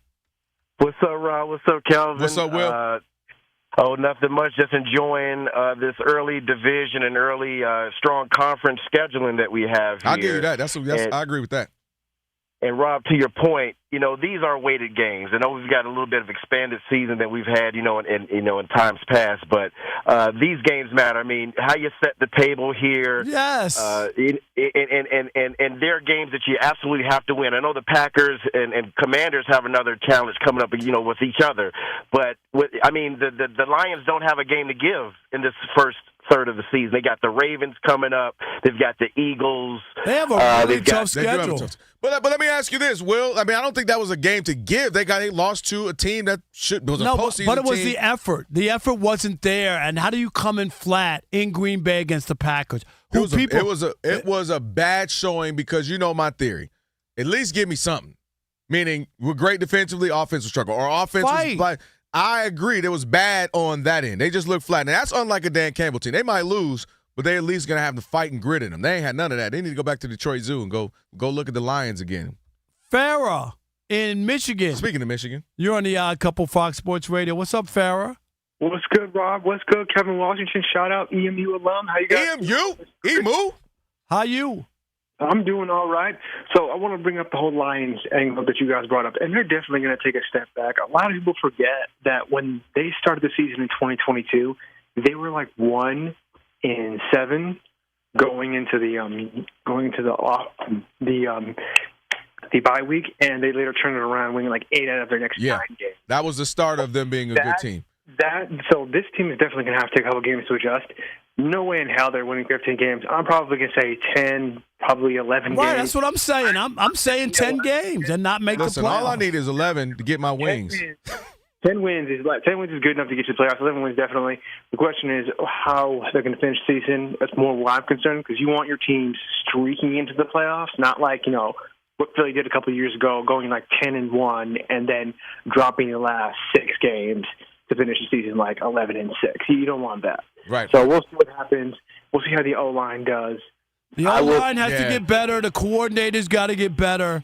And there should be a sense of urgency. For sure. It should be a sense of, shout out to the Fair, thanks for the call. It should be a sense of urgency, Rob, just because what they're trying to accomplish. Like, I think the window's still open, but it ain't wide open. Like, meaning, you're not like you get, we got 7-8 years. Like, no, you want to, each year, you want to try to get this done, especially when you blew your opportunity last season, but especially against the 49ers. So there better be some urgency up in there. I know Steve Sager's about to come up, but, man, what an impressive drive there by the guy who falls asleep in the training, in the meetings, and he doesn't watch film and all the other stuff. You know how Terrell Owens said, that's my quarterback? That's how I feel right now with Ben Johnson, Steve. That's my offensive coordinator. 7-0 Bears over the Vikings. A very impressive first drive. Minnesota had the ball first and went 3-and-out. J.J. McCarthy sacked on a 3rd and 2. And then the Bears went straight down the field, and Caleb Williams went 6 of 6 passing to 5 different receivers, 51 yards, and then ran it in from 9 yards out. So about 7 minutes left. First quarter of the Monday Night Football game in Chicago. The Bears are leading the Vikings 7-0. Tight end George Kittle of the 49ers could miss 3 to 5 weeks with a hamstring injury suffered yesterday. San Francisco is is not sure if quarterback Brock Purdy will play Sunday due to a toe injury. The 49ers are signing wide receiver Kendrick Bourne. The Eagles acquired running back Tank Bigsby from Jacksonville. The Giants say Russell Wilson is still their starting quarterback for this Sunday's game at Dallas. To Major League Baseball, the Phillies still lead the Mets 1-0 in the bottom of the 6th inning. Shortstop Trey Turner of the Phils is out with a strained hamstring, could miss the rest of this month. Phil's third baseman Alec Boehm was placed on the 10-day IL with shoulder inflammation. The Phillies are first in the NL East, 7 games over the New York Mets. The Braves got 3 in the first inning, still lead the Cubs 1-0 in the top of the 6th. Cubs offense with just 1 hit. Royals so far, no hits. It's top of the 7th at Cleveland. Guardians 9-0 over Kansas City. Brewers underway and scoreless at Texas in the bottom of the 2nd inning. The Texas Rangers a game and a half behind Seattle for the last AL wildcard. Kansas City 2 back, Cleveland 2.5 behind. The Dodgers activated third baseman Max Muncy after a strained oblique. The Dodgers have one of the many late games on the schedule, starting in an hour and a half at home against Colorado, which is 40-103 so far this season. The Padres and Yu Darvish are hosting Cincinnati. Padres won Saturday and Sunday after losing 5 straight. San Diego 1 game back of the first-place Dodgers in the NL West, but the Dodgers' record since July 4th, 23-32, and the team batting average since then, 235. Back to you. All right, Steve. That loss Friday, what was it, Friday night? Yeah. Saturday? That was the worst game I've seen when you not only give up a no-hitter, you lose the game. I think like a no-hitter with 2 outs in the 9th inning. You talking about what are you calling today? Magic City Monday, but also a what? Show your what? Show your ass Had Monday. that been a show the next day for us, you'd have been acting crazy. Terrible. You'd have been acting crazy. Terrible. That was an absurd loss. That was absolutely confusing right there. And then where I heard about the loss was at a game. That's where I ran into somebody. Shout out to TJ Houshmandzadeh, our guest now, former Pro Bowl wide receiver, co-host of Up on Game on Fox Sports Radio. Achy knees, stiff back, joints not cooperating. Some days your body is just like, no. And on those days, luckily, there's Aleve. 1 pill. Aleve provides up to 12 hours of pain relief so you can keep moving, use as directed. You have them days, TJ, now, out of the league? Them days with Not yet, but I'm sure they're coming, man. You just got to stay active. You stay active or try to stay active, you good. Like every time we do this, I'm going to be at football practice, and we're going to do some conditioning after practice. I'm conditioning with the kids, so I'm trying to stay active. There you go. Where you want to start, Rob? My former podcast partner, TJ Houshmandzadeh, the lemon pepper parlay. Remember, we got a good we were killing that thing, Rob. Killing that thing. Good one. Let's go here. You're at practice, so you didn't. I don't think you saw Caleb's first drive. Did you see it or no? No. I have it T-bowed. You'll be able to watch. Yeah, they just marched down the field. He looked really good. 6 for 6, 5 different receivers, ran it in for 9 years. That's not good. That's looking great. Yeah, I know. When you're mixing the ball around, I'm expecting big things from him with Ben Johnson. Like what I saw in that drive, that's what I'm expecting. That's my coordinator. That's my coordinator. And the reason I agree with you, Rob, is because did you watch that Green Bay Packer Detroit Lion game? Thank you. I don't want to get ahead of myself. Yep. But the Detroit Lions may be cooked week 1. Come on, TJ. It's early. It's week 1, TJ. TJ, I tried to tell him that. I'm with you, man. They might be cooked in play calling. When you call the play, the creativity. They didn't have that against Green Bay. Now, Green Bay is really good on defense. They're probably going to be the number 1 defense in the league this year.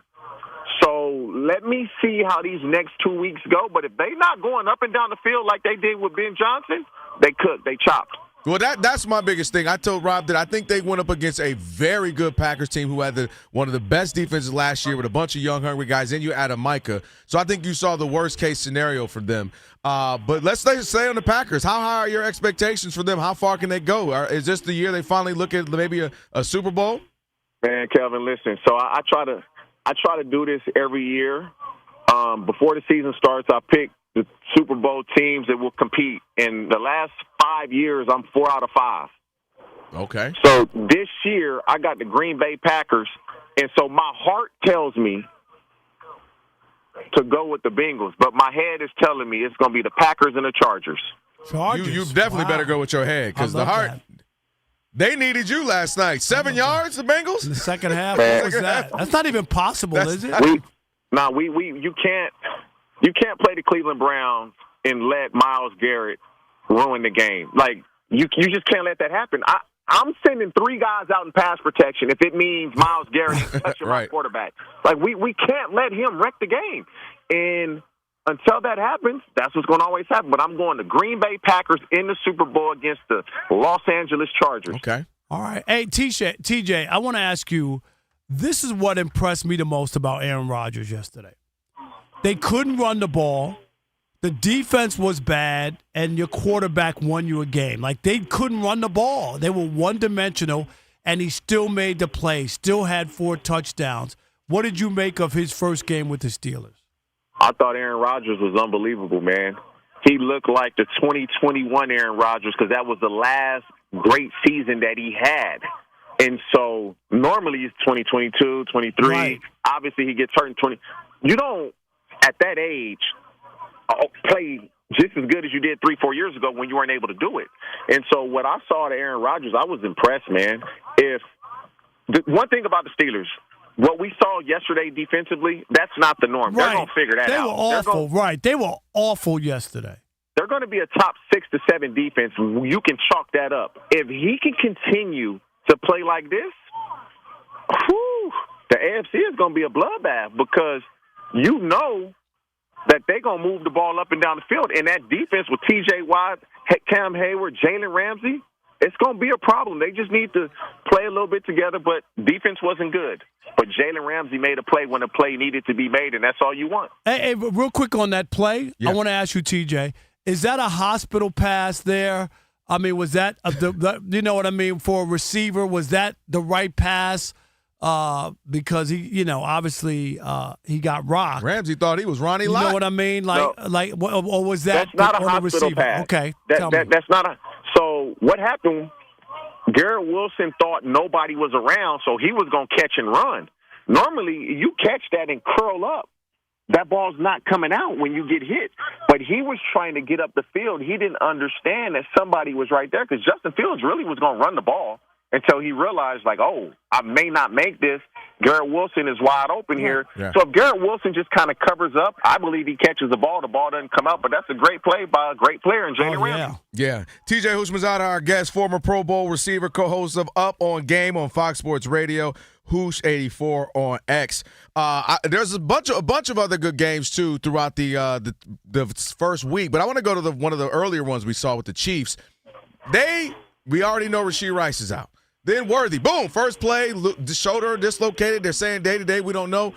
When you look at this season for them, what do you expect out of Patrick Mahomes, who said last year maybe he was tight, they were forcing it, they were trying to three-peat. How do you look at this season for them and what needs to happen for them to – they went 15-2, but we all know it wasn't the best version of them.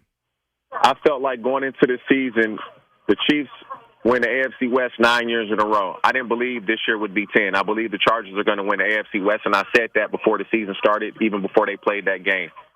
The Chiefs are going to be good. The problem is they're going to always get another team's best shot. You always going to be ready to play them. I just have never seen 2 offensive players run crossing routes and collide. I've never seen that before. Wow. And not only collide, you collide and you're out. Like, for a few games. Right. I've never seen that, but I just have the confidence that Patrick Mahomes and Andy Reid can figure this out defensively. The Chargers did whatever they wanted to do. They did. Justin Herbert looked like who everybody thought he should be. Right. Finally, it was the full package, and he played great as well. I do want to say this, though.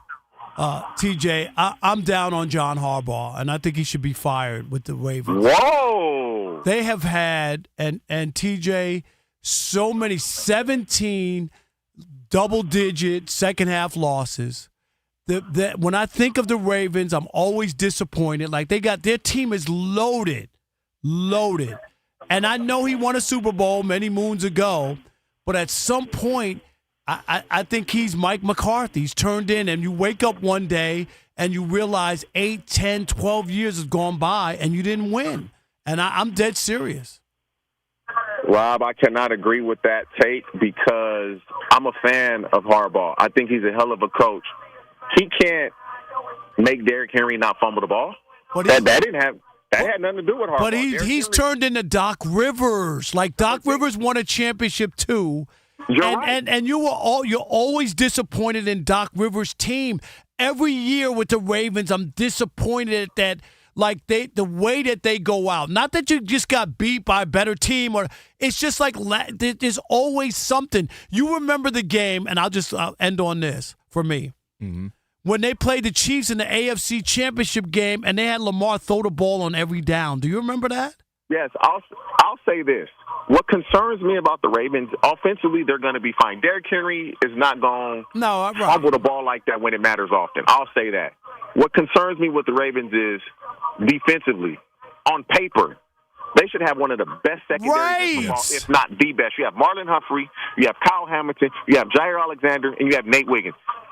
Those dudes right there are really good players. They have to make a play when a play needs to be made. Yeah. Like Josh Allen he damn near had a game worth of passing yards in the fourth quarter. Right, he did. 251 is crazy. ridiculous. And so he threw for over 200 yards in the fourth quarter. That, to me, is the biggest problem, is defensively, they need to get a stop. They need to keep contained on a mobile quarterback like Josh Allen. Stop letting him get out of the pocket. But I'm not firing Harbaugh. He's one of the top 7 coaches in the league. No way would I fire. I'm not even thinking about firing him. They just got to finish. Yep. They got to finish.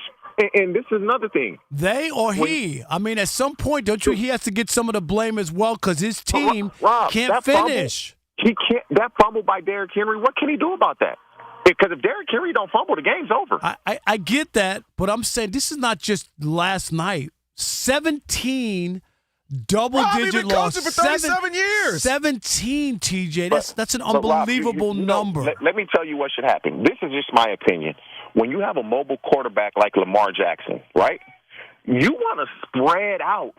So now things are like, I'm not running many tight formations with Lamar Jackson, so now blitzes can come from anywhere, and they're closer. I'm going to spread you out. Now, if you want to blitz, you got to blitz from a distance, or you're going to show it. And now Lamar can either gas you in the run game or hit somebody in the passing game. Like, give me some more 4 or 5 wides when you do throw the ball, because it makes it easier for Lamar. His athleticism, you can't play that way with him. Well, listen, man, I was with you. We had this that's how we started the show. I said I'm not letting John Harbaugh go. I understand he definitely has some issues and some games he would want to have back. They fired Doc Rivers. He could be fired, too. He's definitely better than Doc Rivers, though, in his No, football he ain't. comparison. I played under Harbaugh, man. I played under a lot of coaches towards the end of my career. Bro, Harbaugh is not a good coach. He's a great coach. Yep. The way he relates to guys in meetings, like, it's just different. It's different when a guy gets in front of the team and he speaks and you listen and you really believe what he's saying. There's a lot of coaches, they get up there and talk and you be like Charlie Brown, bro. Like, I'm not trying to hear this. Hey, TJ, we're up against it, man. Appreciate you as always, man. We'll have you on next week, brother. Remember, TJ, sports has a short menu, wins and losses. That's all that matters. I got you. You're right about that. I'm about to go condition with the boys. All right, go get it in, man. We were just talking about the Bills, Rob. We got to ask, is this actually possible? The way the Bills are utilizing Josh Allen, can that win? We'll tell you next. It's the Odd Couple. Rob and Kelvin on a Magic City Monday, Fox Sports Radio.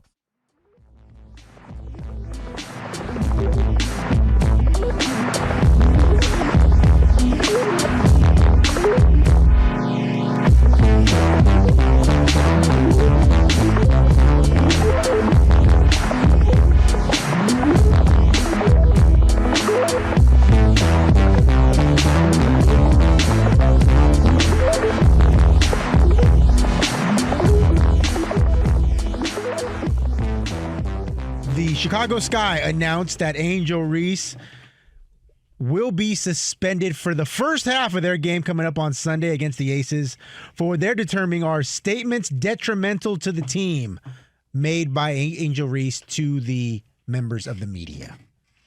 And she's suspended for the first. What exactly is that? And we see this in college football a lot, where they suspend you for the first half. Mm-hmm. Suspend them for the entire game. Make them feel it. It doesn't even make sense. The first half, the entire game, make it a penalty. How in the first half? How is that a penalty? And I would say to myself, they don't even have the blanks to suspend me for a game. Right? It's so don't bad. Ever do it again. You let me with jokes. Just don't do it again. It's so bad that they only suspended me for a half a game. Man. Is it really bad? All right. Here's the worst part about this, too, is that if this was something that was detrimental to the team, so it's 20 minutes worth of detriment? Like, is that detrimental? That's what I'm trying to say. But it's only 20. And I don't – college, okay, fine. You want to do it for – they're still youth, sometimes 17, 18, 19 years. Okay, fine. You can't tell a grown professional, go sit in the corner. That's essentially what it sounds like to me. Go have a timeout. Do you need to go sit in the corner? Go, Angel, go in the corner over there. Just either don't do it and say, we spoke to her, we're upset, but we worked through this thing, we're a team, we're going to work through this as a unit, and we're going to move forward. But we handled it internally. Or you suspend it for a game. A half with a grown adult and professionals is really weird. And I'm going to be honest. Not having to watch the first half of a WNBA game, is that a penalty? I'm just asking. I know she's playing, but I'm just saying – like it's different. You're out on the court to actually have to sit there and watch. I mean, I think you're saying she might not ever do anything wrong again. I'm just saying she ain't gonna ever do anything detrimental. Girl, it was so hard. It was so. What'd you have to do, girl? I had to watch the first half of a WNBA game. Oh, that's torture. That's torture, girl. What a you better not do that again. What are you saying, Rob? Is that what a new judge is gonna start doing? Yeah, that's Your Honor, so we are here to prosecute this person for speeding and drunk driving. Well, you know what we're going to do? I was going to give you 60 days in jail. I'm going to make you watch 30 WNBA games. Tie your hands behind your back, put a toothpick in your eyes, keep them open so you can't close them. Is that what you're saying, Rob? Don't do that. There's your penalty. Don't do that. The WNBA, I didn't make it to a game this year. I will admit. They got 26 jobs. But it's a good experience, man. You should go to one. Yes, President Trump. Matter of fact, let's do that. Let's change a bet. Instead of wings, no, not one currently, because those are locked in. Our next bet, I want it to be that you're going to go to the WNBA game and you're going to sit in the front row, or at least the first few rows. You got to buy the ticket and stay for the whole game, and you have to go enjoy it. I have to stay, and you have to post on social media that you're there. Yes. Oh, seats so good. There's the bet. I got to think about that. Think about that. You have to go to the game with a T-shirt.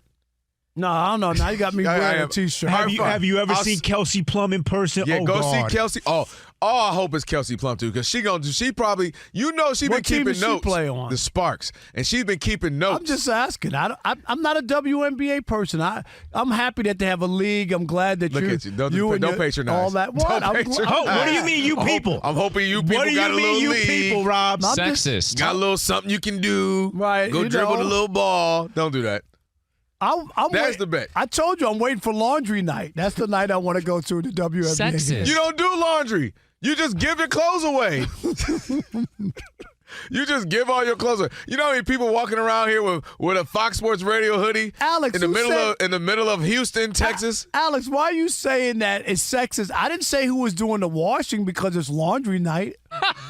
Did I say that the I'm women ready for are... make a sandwich day. No, I didn't say that. I did not say that. I mean, that would be interesting, right? You bring a basket of laundry in. Rob, stop. I didn't say that, but it would be interesting. Now I want it to be Kelsey Plum, because Kelsey Plum takes notes. You want to sell out? All you she can do takes is, notes. How about $100 night? You know, like you get tickets $100 night. $100 and night? sell out. Yeah, people would show up. If you buy a ticket and come in and you get $100. So they're giving money away. This dude right here. When's car wash We got to day? make this bet.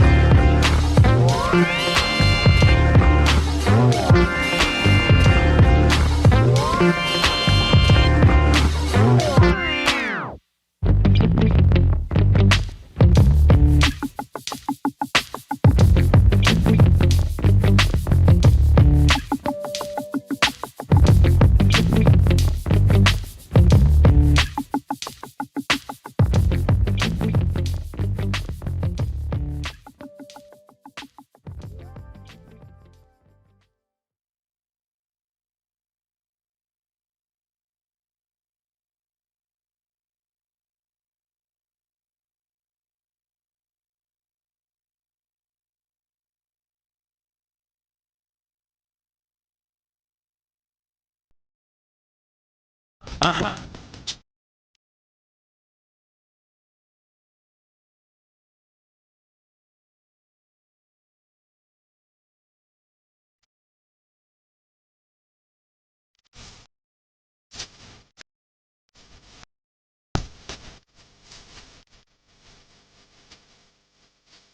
Fox Sports Radio is the odd couple. Rob Parker Kelvin Washington on this Vantage Monday, this Power 105. What is this? What you like instead, sir? On this Power 106 right there. Shout out to TJ who's what is it? 105. I don't know. New York. Yeah, so 106. Power 106 is in LA. Yeah, it's all good. You're close enough. Business fluctuations make running your manufacturing business complex, but staffing your business doesn't have to be. Let Express Employment Professionals provide the workforce you need. Go to expresspros.com to find a location near you. That's expresspros.com. Go check them out, expresspros.com. And now it's time for your Express Pro of the Week. The Pro of the Week goes to Bills quarterback Josh Allen. The reigning NFL MVP accounted for 424 total yards, 4 touchdowns in their thrilling comeback win over Baltimore. So again, congrats to Josh Allen for being our Express Pro of the Week, which leads to our conversation here for a few minutes, Rob. That game, I wish that was the Super Bowl. Like, I'm wishing that AFC, NFC, blah, blah. Because that's the Super Bowl I would want to see. If in a perfect world we could create a Super Bowl, I want those two quarterbacks, those two teams playing in the Super Bowl. But it can't happen. We can at best get in the AFC Championship game. The game was incredible. Lamar did what Lamar does. Derrick Henry, like all the stars showed up. You know what it reminds me of? Remember that Texas-USC game where all the big stars, like everybody who was supposed to play well, played well? That's what that looked like. All the stars were there. They played some top-notch football, except for the secondary of the Ravens towards the end. Josh Allen, the Bills have set themselves up where they just say, look, man, you are our Luka with the Mavs, might be with the Lakers once LeBron leaves. You are our Allen Iverson. You are our LeBron, where the team is set up based on you. Carry the load. We're down, figure it out. We getting up because of you. They have receivers, but none of them are spectacular. They got runners, none of them are spectacular. Defense, But Josh Allen just creates for them whatever they need to get over the top, and it has actually been insane to see last season get jumping over people looking like Superman in the snow, and he was able to do that to the tune of 250-plus yards, Rob, in the fourth quarter, 2 touchdowns. That is insane what he was able to do. We talk about Joe Burrow, one of the other 4 horsemen of the quarterbacks. He had 7 yards in the whole half. 250 for Josh Allen. That was a crazy game. And again, I think we're just looking at the 2 guys for the next 5 years who are going to be competing for MVPs. It'll bounce back and forth between Lamar, Josh, Lamar, Lamar, Josh, Lamar. It'll go back and forth. And that was an incredible game. But you got to tip your hat to Josh Allen, who the load is on him. He has to do so much to get it done. And it looked like he wasn't going to. And that second half, man, when I see some great play from any position, any sport, got to tip your hat, and that was remarkable to see from Josh Allen. 250-plus yards in the fourth quarter, 2 touchdowns is absolutely crazy. Yeah, no doubt. I mean, they opened the door. That was a collapse by Baltimore. But the door was open, and he took advantage of it, and that's what players do when they're great and talented. But, it's like it always goes back to the Tom Brady beating the Atlanta Falcons, in that Super Bowl. Like, you can't. Told my wife. You can't. Tom Brady can't do that unless you on the other side allow him and open the door for him. All you got to do is make 1 field goal. Do you know what I mean? Make a bad third down. You know what I mean, or whatever. And that's the part that's mind-boggling. Is that's all it takes. And you just talked about it. If Derrick Henry doesn't fumble, is that TJ? You know what I mean? You win the game. Dude, that was insane because Derrick Henry's not a fumbler like that. No, that was times. It happens, but you have to be able to respond, and they weren't able, and they let the door open, and Josh took advantage of it. So. By the way, 2 ways to lose to me, and one you see happen the most. I'm glad you brought the Falcons. The Falcons' way of losing was scared. We're up. Okay, let's play against the clock. We're scared to lose. They stopped playing. Okay, come on, clock out. Tick, tick, tick, tick. We can get this game over. They played scared. Scared money don't make money. The other one is we already got this game in the bag. And I think the Ravens secondary were already at the club. I think they were already, all right, I'm going tonight, baby. All right, we Sunday already got night this in big Buffalo. lead, What club 15. Are you going to? When I'm at shoot to New York. We're going to shoot to New York or Toronto. I was going to say. We're up 15. We got this game, and we got Lamar, and they got housed in that fourth.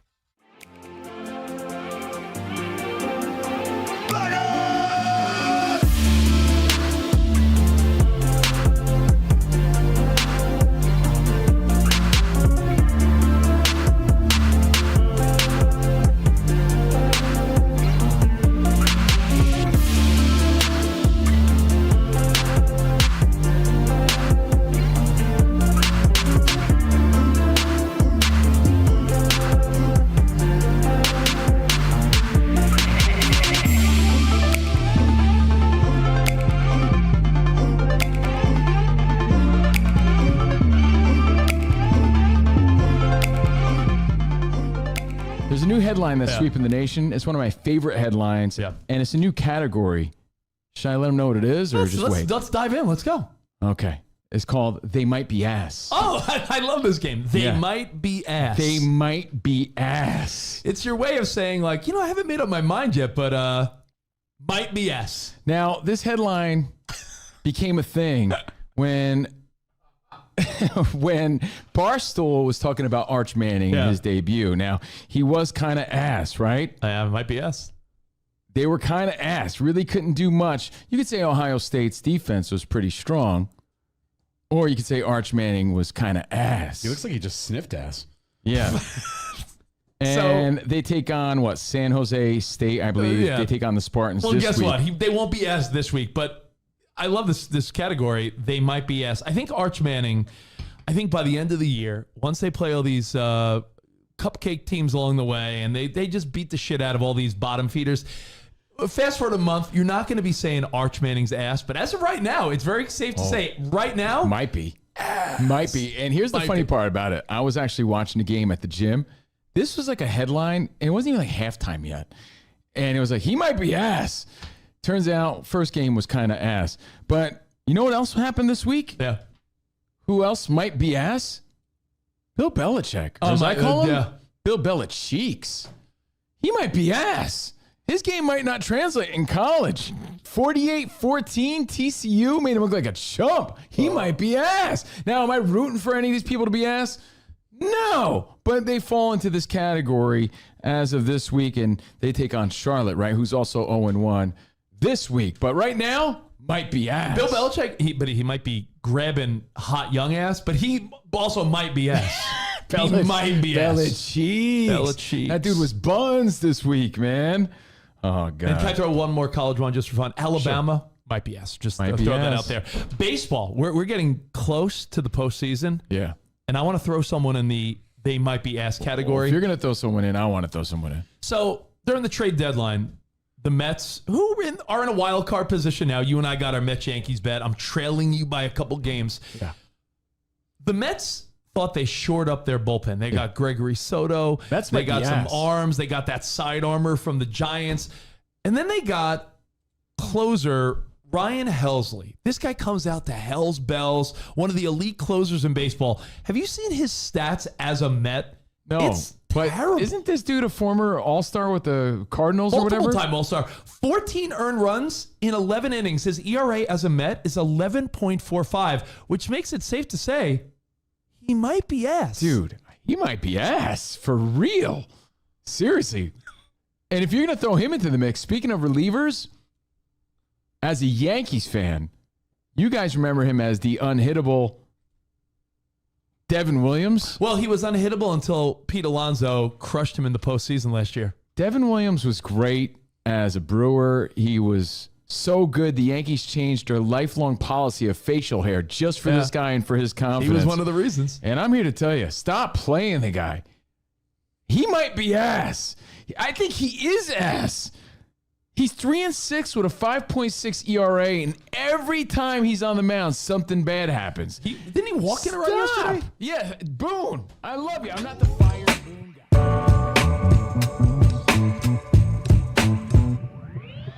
I'm just trying to give you something spooky out to for you. I'm just trying to give you something. I'm just trying to give you something spooky out to for you.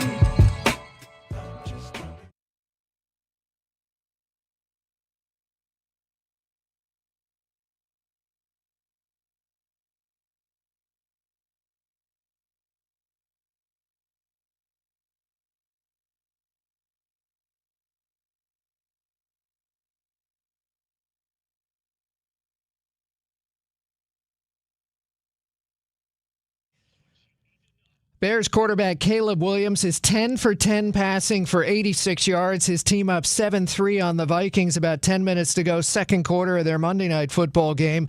And on the ground, Williams 3 carries, 29 yards, including a TD run. Meanwhile, the Vikings offense went 3 and out on its first 2 drives and did not have a first down until the final play of the first quarter. 49ers tight end George Kittle could miss 3 to 5 weeks with a hamstring injury. San Francisco says it's not sure if quarterback Brock Purdy will play Sunday at New Orleans. Toe injury, the main problem. And the Eagles acquired running back Tank Bigsby from Jacksonville. To Major League Baseball at Cleveland, the Guardians starting pitcher tonight, Slade Ciccone, had a no-hitter until a leadoff single in the top of the 8th. It's now Guardians 10-0 over Kansas City, bottom of the 8th. Phillies still lead the Mets 1-0 in the 8th. Braves 3-1 over the Cubs, bottom of the 7th. I'm Steve DeSager. I've been covering this league since 1987.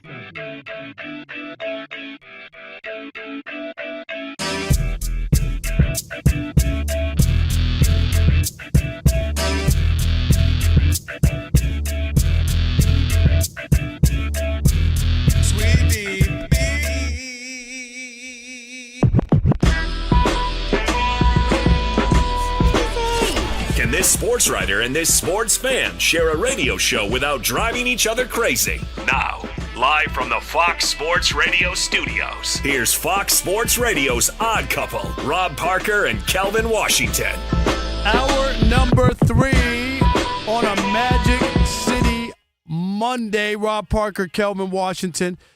It's also a Show Your Ass Monday, and that's coming up for Kelvin because I'm going to show my ass on this topic. Ain't nobody listening to you. If you missed any of today's show, Ain't nobody scared of you, Claude. You'll want to catch the podcast. Just search Odd Couple wherever you get your podcast. Rob G's putting it together as we speak. Right after the show, today's podcast will be posted. Be sure to follow the podcast, rate it at least 5 stars because we're worth it, and even provide a review. Again, just search Odd Couple wherever you get your podcast, and you'll find today's full show and a best-of version posted right after we get off the show. Also, business fluctuations make running your manufacturing business complex, but staffing your business doesn't have to be. Let Express Employment Professionals provide the workforce you need. Go to expresspros.com and find a location near you. That's expresspros.com. Don't forget, coming up in about 28 minutes, Shawne Merriman, the former All-Pro linebacker and founder, I should say, of Lights Out Extreme Fighting. Mm-hmm. So Shawne will be joining us, and we'll also have Last Call as well here on the Odd Couple. Updating the they just went for 4th and 3, didn't get it. They didn't get it. And they could have kicked a field goal to go up 7. Ben Johnson, I mean, that's him. He's going to be aggressive. And that was the first incomplete. He was 10 for 10, right, Caleb, to start the game. He should have been. I think he was 10 for 10, right, Rob G? That was the one he missed. Yeah, so this is an interesting development here in this game. As you guys mentioned, Caleb Williams started the game 10 for 10 before that 4th down incompletion. He's 10 for 10 for 86 yards. He's also added a rushing touchdown. Yep. And if you look at Twitter, you would say, gosh, Lee, Caleb Williams looks as good as advertised. He looks like the number 1 pick. He looks like a generational prospect we led to believe.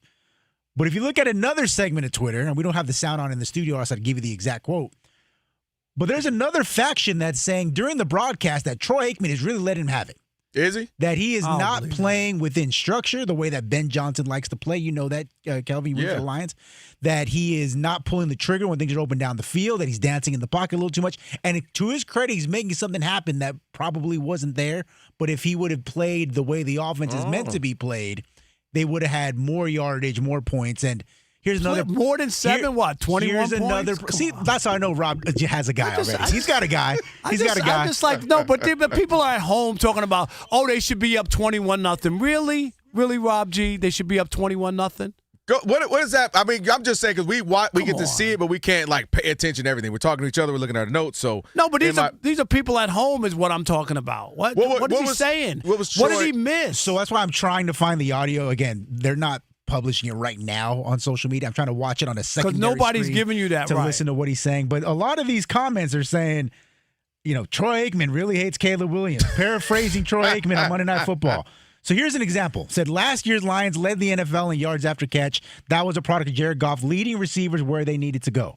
And an example of the play that they're talking about, Caleb Williams throws an errant pass, the receiver catches it, and falls down for a gain of 4. It should have been a gain of 8 or 9. That kind of stuff. Troy, let's say what he said is true.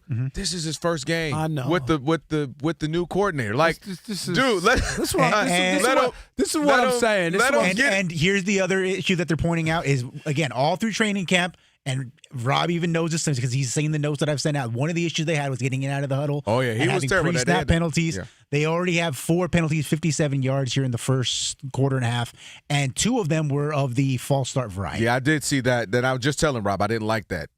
You know. And if you're watching the game, even with sound on or off, you can see they've shown Ben Johnson a handful of times, and you would not think that he's a guy who's up 7-3 here in opening. Well, he's a perfectionist. He's crazy. Like, he's one of those, this has to work like this, and the syncing and timing. And so they're going to have a love-hate relationship because Caleb is going to make him look great sometimes because he's that gifted, his arm, his ability to run. But then also what he likes, timing, pacing, getting out of the huddle, looking back, reading things faster.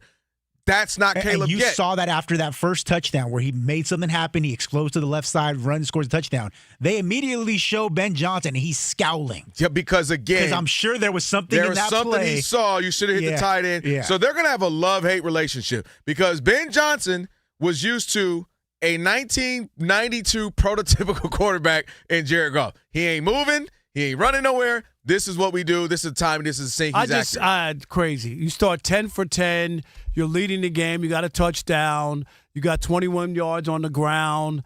And let's find fault. I just think that you could overanalyze sometimes. And we will. Okay, you can overanalyze. People are going to overanalyze because Ben Johnson being so prolific at what he does. J.J. McCarthy's 1 for 2 passing. Am I right? Is that what he got? 1 for 2. Well, Rob, it's not always the end result that these guys care. It is the end result, but not with these coaches. Like you've been around sports, period, for a long time, and you know that there are coaches who say, use my system. Use my teaching. This is going to work. But this is one game, like the one quarter. I just don't like seriously.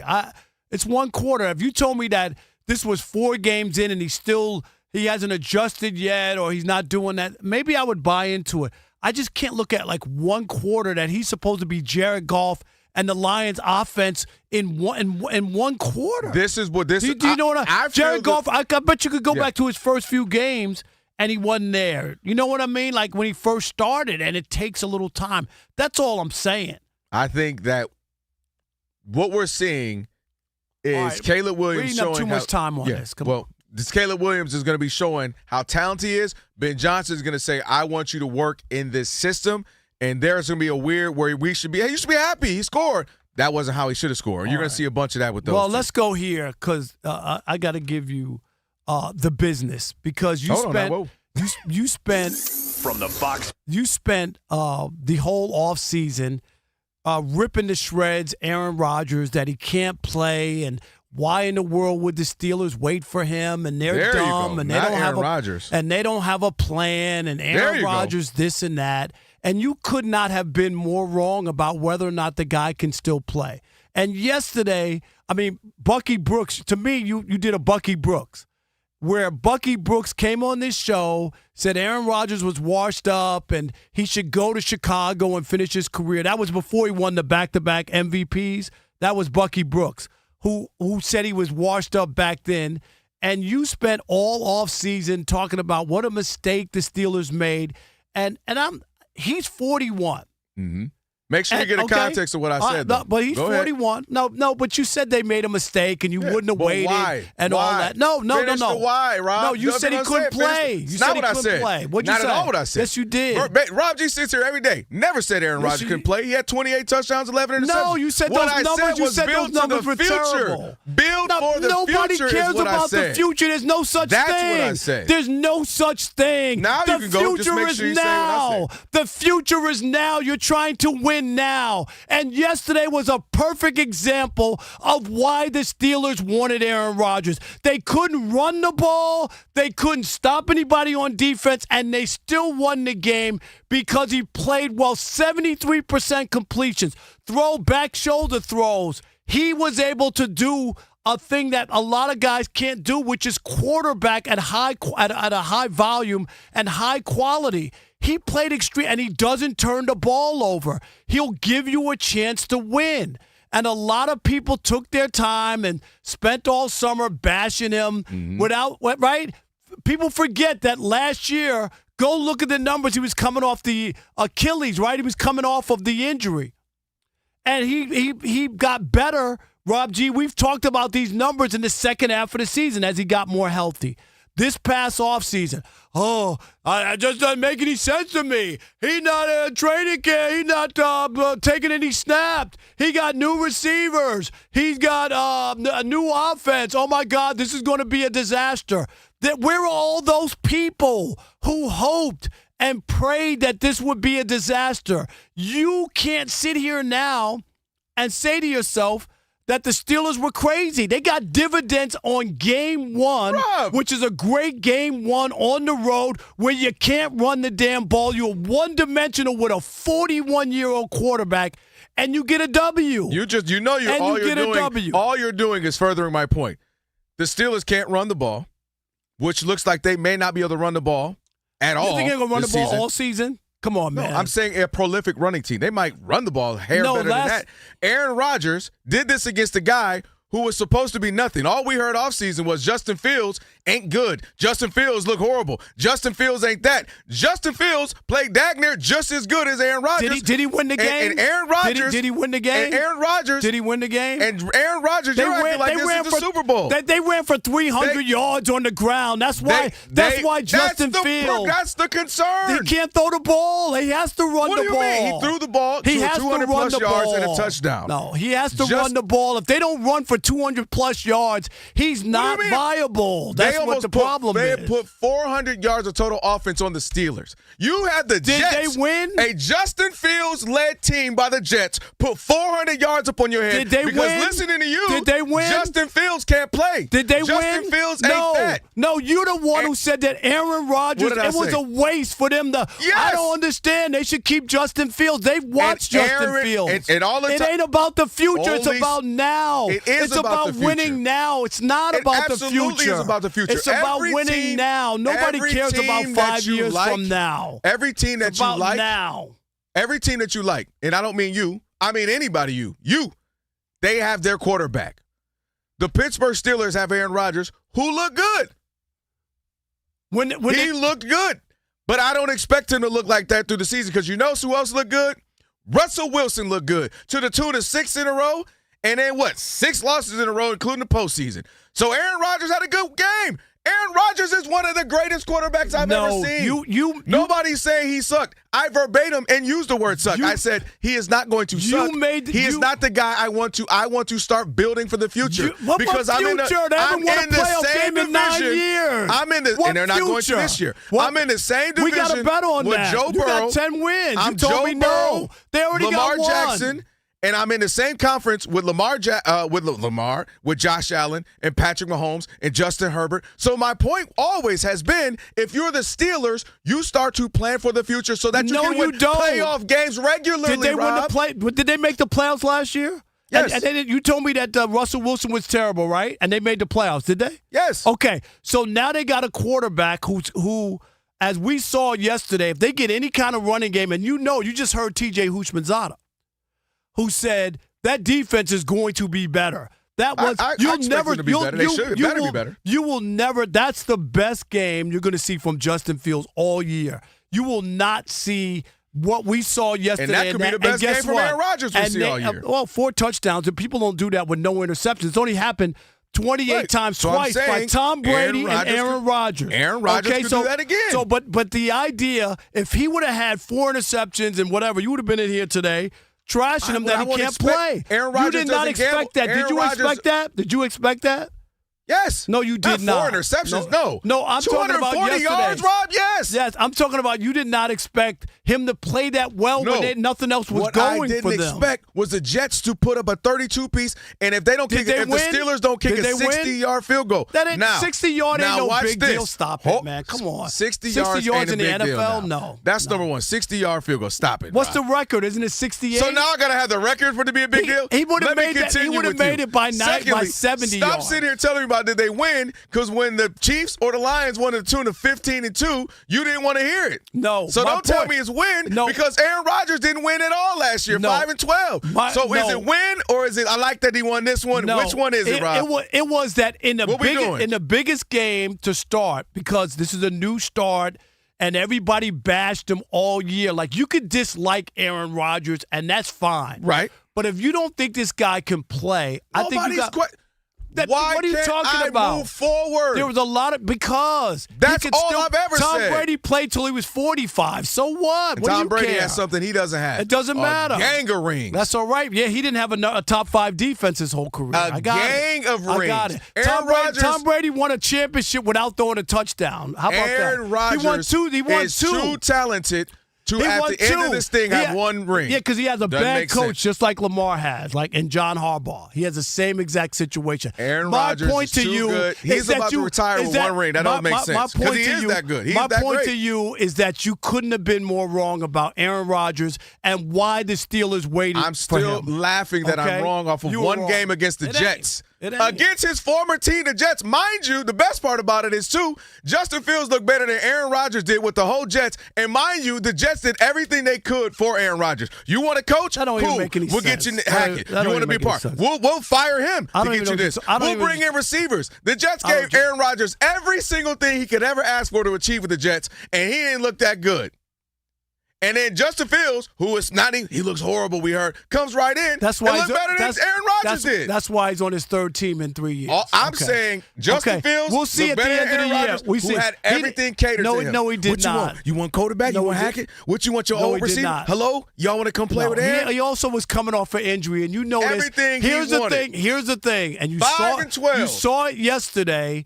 Because people like you who continue to talk about without really being honest about what I'm other being talent extraordinary. he is. He No, is- Rob, you said he can't play. I never said that. We'll get The the best tape. part about it we'll is get the tape. Aaron you said he Rodgers- can't play. You Aaron, said last I've year he never- was awful. You said last year he was awful. Nobody said that. Yes, you Rob, did. you I'm gonna at get least you the gotta tape. tell what I said. I'm gonna get you the tape. You know Elijah sit here. I'm gonna get you the tape. You know Rob G sits here. You know I'ma they hear get what I you the said. tape. All right, I said Steelers, move forward. Get your guy of the future. Go get your Michael Penix. You couldn't understand why they waited for Aaron I'm not Rodgers. waiting for a 41-year-old who's going to be Russell Wilson. 877-99 on Fox. 877-996. Aaron Wilson is what I'm about to call him. Russell Rodgers. 63, 69. What is the number? I got it wrong. 877-996-63. Surprised you didn't even play 112 at the end of it. 12 was Aaron.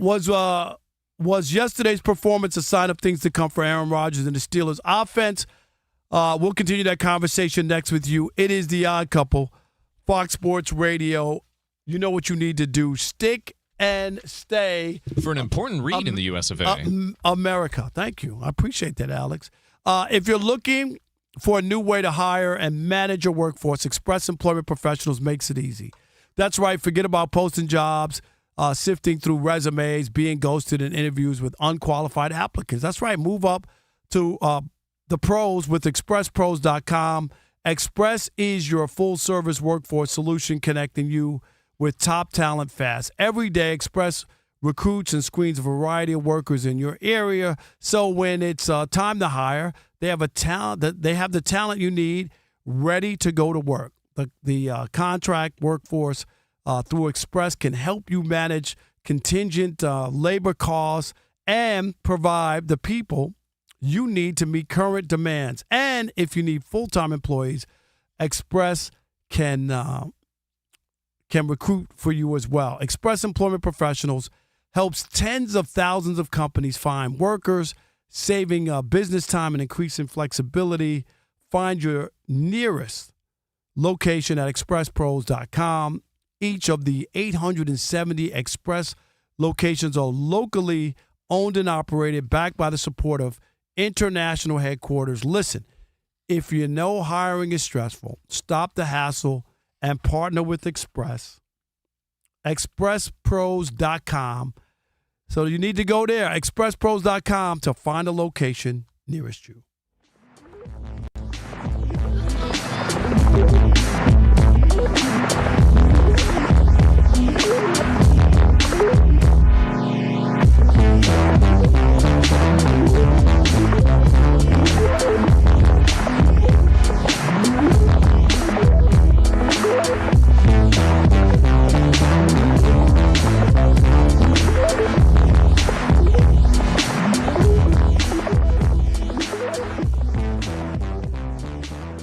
Tyson and Floyd Mayweather Jr. will compete in an exhibition match.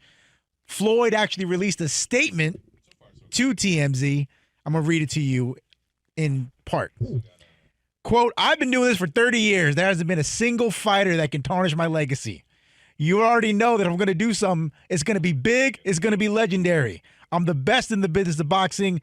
This exhibition will give the fans what they want. Guys, who wanted this fight? Nobody wanted it. Nobody. Wake me up. Whatsoever. Nobody wants this fight, and the idea of it is repulsive. It is once again these guys telling boxing fans that you're garbage. That's what they're telling you're garbage. You're suckers. You don't know what you're watching. You'll pay for anything. We could throw anything at you, and you'll buy the pay-per-view or you'll pay for whatever streaming service or whatever and then sign up for it, and you'll go to Vegas and you'll pay the money or whatever. You're suckers. That's what they have no regard, no respect for the boxing fans. Don't do it. You hear me? Don't do it. I don't care if you have nothing to do that night. Don't do it. Do not give them one thin dime.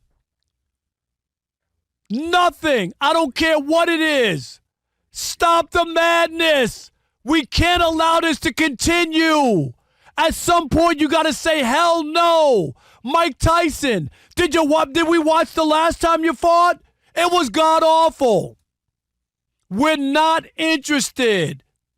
It's okay to turn. Turn your head.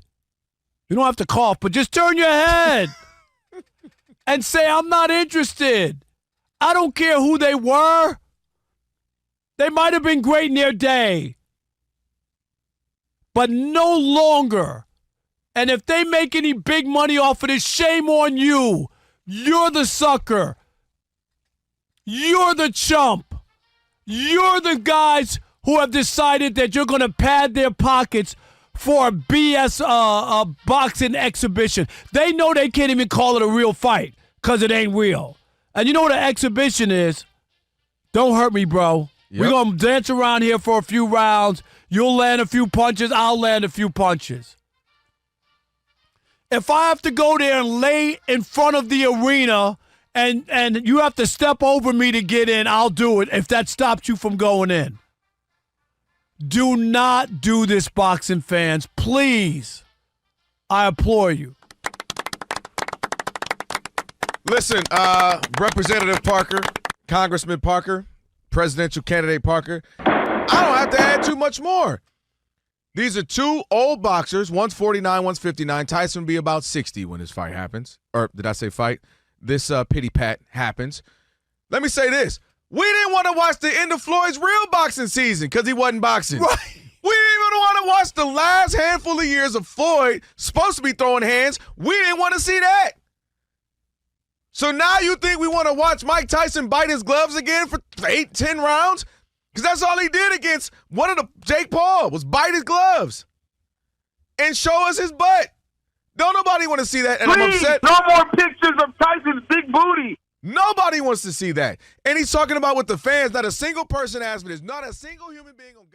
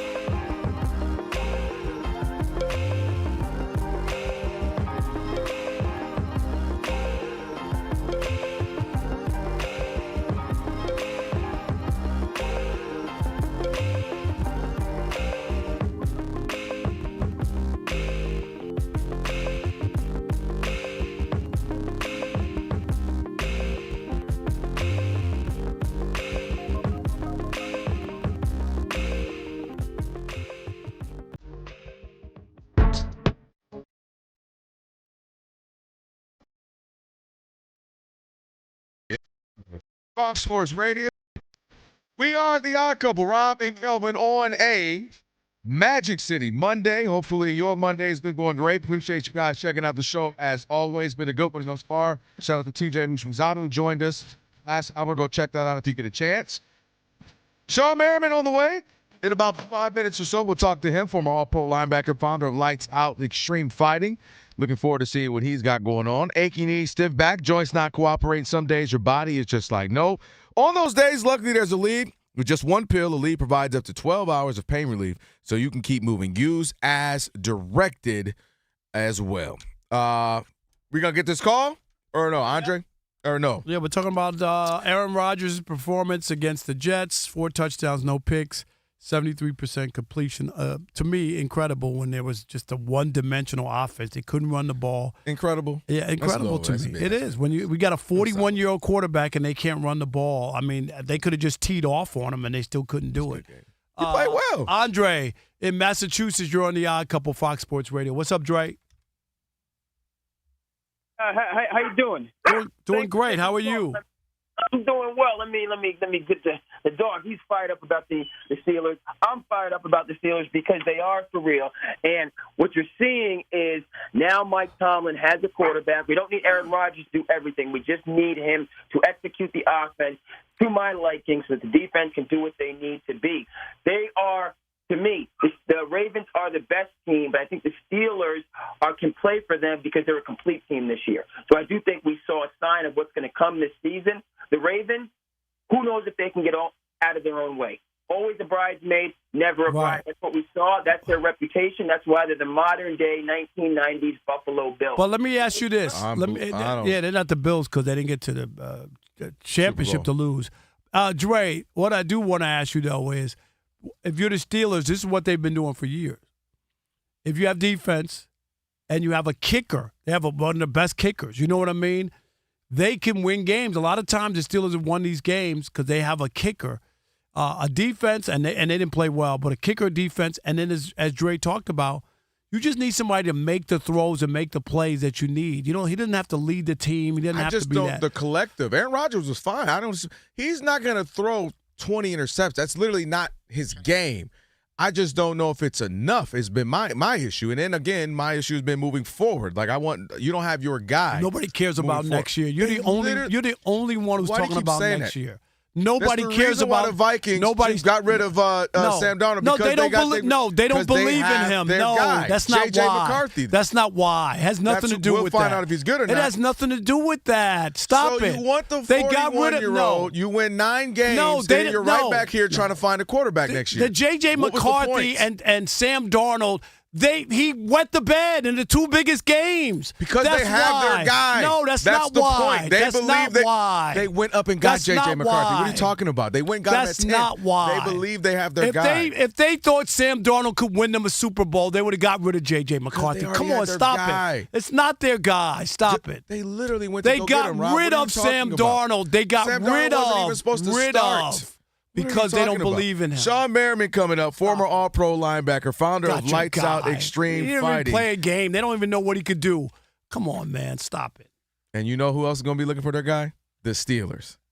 In just a moment. They don't care about next year. Shawne Merriman coming up right now. Steve DeSager, what's trending? Well, it's late first half in the Monday Night Football game. The Vikings have had 5 drives, 4 3-and-outs, and it's only 7-3 Chicago over Minnesota, about 30 seconds left in the first half. J.J. McCarthy in his debut for Minnesota, 4 of 7 passing, 20 yards. They do have a 31-yard field goal, but didn't even have a first down until the final play of the first quarter. So about 50 yards of offense for Minnesota. Over 170 for the Bears. They were in field goal range earlier this quarter and went for it instead and threw incomplete. Now they're attempting a field goal in the final 30 seconds to try and up the 7-3 lead. Quarterback Caleb Williams, 13 of 16 passing, 112 yards. He also has 4 carries for 32 yards and a touchdown. Chicago Bears attempting a 42-yard field goal. It is good. 10-3. Chicago is leading Minnesota with under 30 seconds to go till halftime. 49 49ers tight end George Kittle could miss 3 to 5 weeks with a hamstring injury. San Francisco is not sure if quarterback Brock Purdy will play Sunday due to a toe injury. The Giants say Russell Wilson is still their starting quarterback for this Sunday's game at Dallas. The Eagles acquired running back Tank Bigsby from Jacksonville. Packers wide receiver Jaden Reed did not participate at practice due to his bad foot, and Green Bay defensive end Micah Parsons was limited again due to the bad back. To Major League Baseball, the Texas Rangers lead 4-0 over Milwaukee in the top of the 6th inning. The Braves got 3 in the first, wound up beating the Cubs 4-1. The Phillies have shut out the Mets 1-0 to save to Joan Duran. The Mets left men on base, second and third, in fact, in the 9th. 2 strikeouts to end things. The Phillies, the first-place team in the NL East, now 8 games over the Mets in the standings. Phillies shortstop Trey Turner is out. Strained hamstring the problem, and the hamstring could cost him the rest of the month. Third baseman of the Phils, Alec Boehm, is on the 10-day IL with shoulder inflammation. Cubs closer Daniel Palencia is on the IL with a strained shoulder. Cleveland beat Kansas City 10-2. The winner, Guardian starter Slade Ciccone, who had a no-hitter until a leadoff single in the top of the 8th inning. Nationals lead in the 9th 13-6 at the Marlins. Among the many late games, San Francisco about to start at home against Arizona. The Giants lost Saturday and Sunday after winning 11 of 12. Padres host the Reds. Dodgers home to the Rockies. LA reliever Alex Vesia should return Tuesday. Tommy Edman Wednesday. Catcher Will Smith with the bruised hand might be starting tomorrow. The Dodgers did activate third baseman Max Muncy. He's starting tonight after the strained oblique. Back to you. Here's Steve. Hey, have a great night, Steve DeSegger. Appreciate you, man. Odd Couple, Rob and Kelvin on the Magic City Monday. Joined now in just a moment by Shawne. Aching knees, stiff back, joints not cooperating. Some days your body is just like nope. On those days, luckily there's Aleve with just one pill. Aleve provides up to 12 hours of pain relief so you can keep it moving. Use as directed. Joined now by our man, Shawne Merriman, former All-Pro linebacker, founder of Lights Out Extreme Fighting. And speaking of Lights Out, they got a big event coming up. They got that coming up on September 20th. You're going to be seeing the Lights Out 27. It's going to be live on Lights Out Sports. And it's going to be at Long Beach. And doors are going to open at 4:30. Fight starts at 5. You can get your tickets and information at lightsoutTXF.com. Shawne, what's up, brother? What's happening? What's up, fellas? How you doing? Doing good, great, man. Football's back. About time, right? I was going to say, let's start with the Ravens last night. I mean, what a choke job that was. That was incredible to me to see. You score 40 points on the road. It's almost. I think the Ravens were 25-0 in games that scored 40 points in a game and lose that. What happened there, Shawne? Look, I mean, first and foremost, I mean, the Ravens definitely could have played better, but I think that people are just not giving the Bills enough credit either. But if you want to stick to the Ravens side, man, they got to stop that run. They have to fix that defense, man, because you're not going to go out week in and week out and put up 30-something, 40-plus points a game. That's just not going to happen. It's not realistic. So they got to figure that defense out because they got the recipe. The way Derrick Henry ran, you're going to automatically win a lot of games if you can play a halfway decently good defense and running the ball that way and spreading the ball around by Lamar. You're going to automatically win a lot of football games that way. But to just keep racking up, yards and giving up yards the way they did, they're going to piss their season out, down the drain. And that's what, if they don't fix that, that's what's going to happen. And, the critics and everyone is not going to get off of Lamar Jackson's back. And that's just, that's the way they're going. Yeah, Lamar Jackson, he's just beyond talented. You just mentioned something. It's the way I feel. He automatically is like, spot him 12 games. Like, he's that good that the team is going to win 12. You just want to see the postseason. Let's go to the other side of the ball. The Bills, it looked like I put on threads. I was like, oh, it's a wrap. How do you even beat the Ravens? Well, the Bills told Kelvin to shut up. Shut up, Kelvin. We'll show you how they did it. And 250-plus yards for Josh Allen. What do you make of the team around him? Is the team around him good enough to actually get it done? Because at this point, we know they're going to, like, similarly, win 11, 12, 13 games.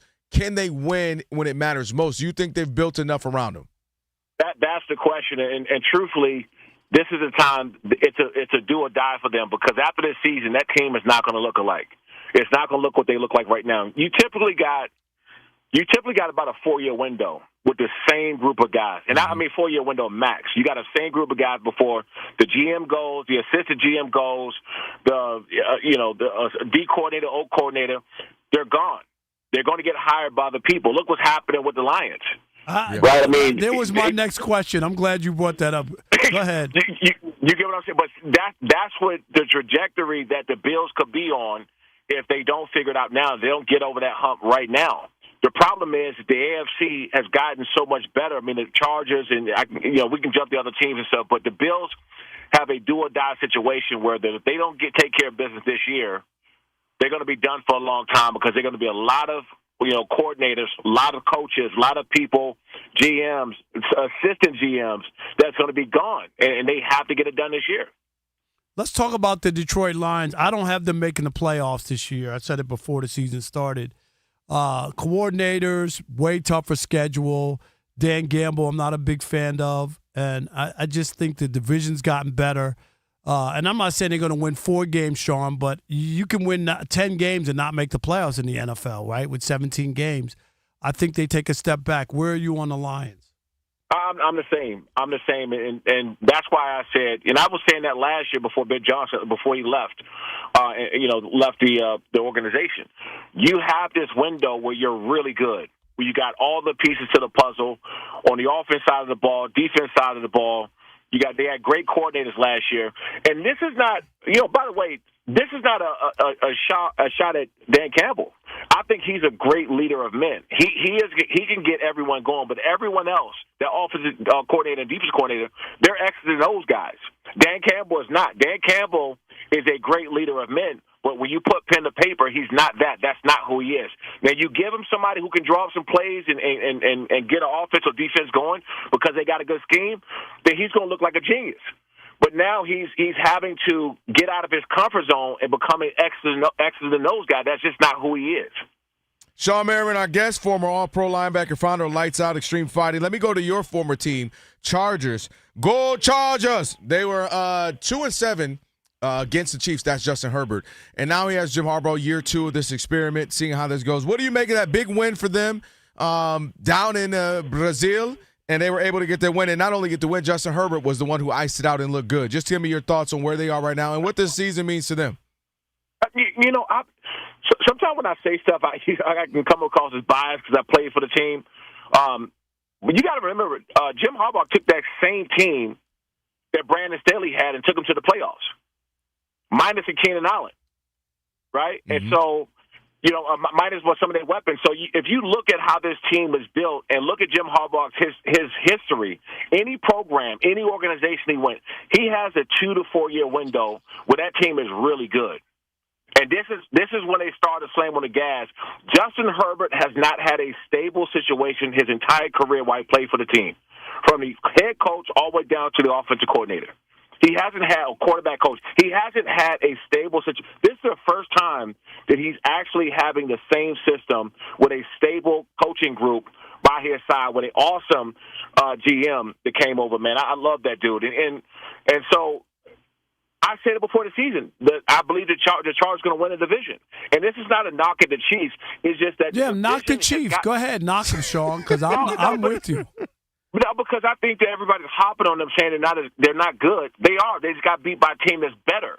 And the Chargers, man, they're going to come out on top of this division this year, and then whatever happens after that. But everybody's gotten better. Even the Raiders.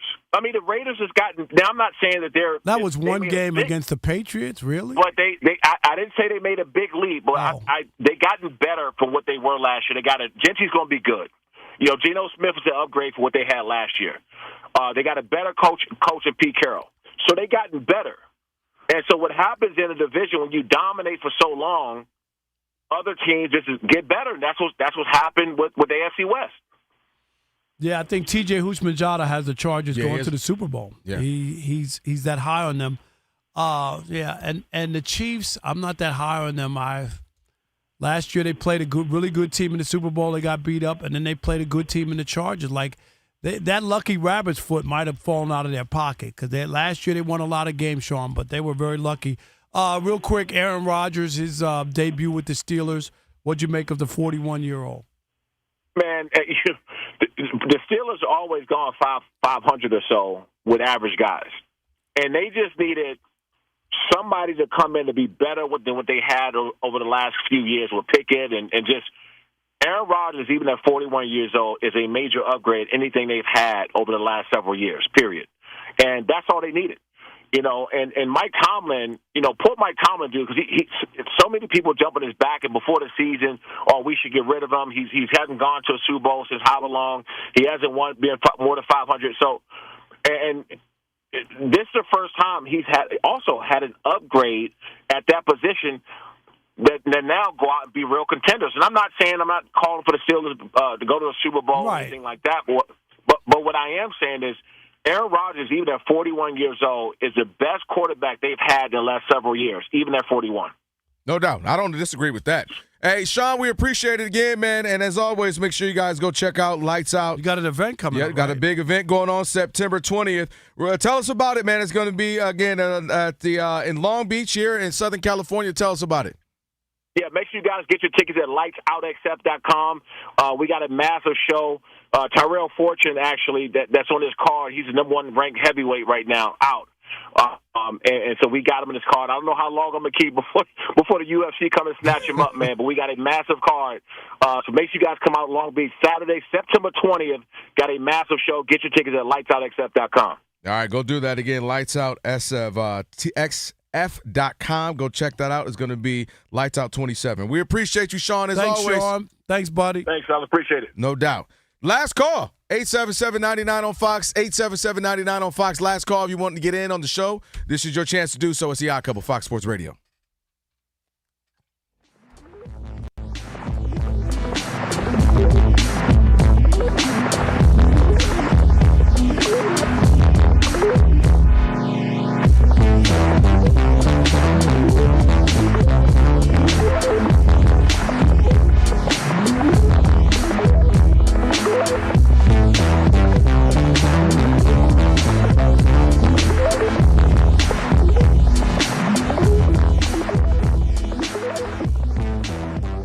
Charles Barkley, of course, is making the rounds to promote whatever it is he's doing.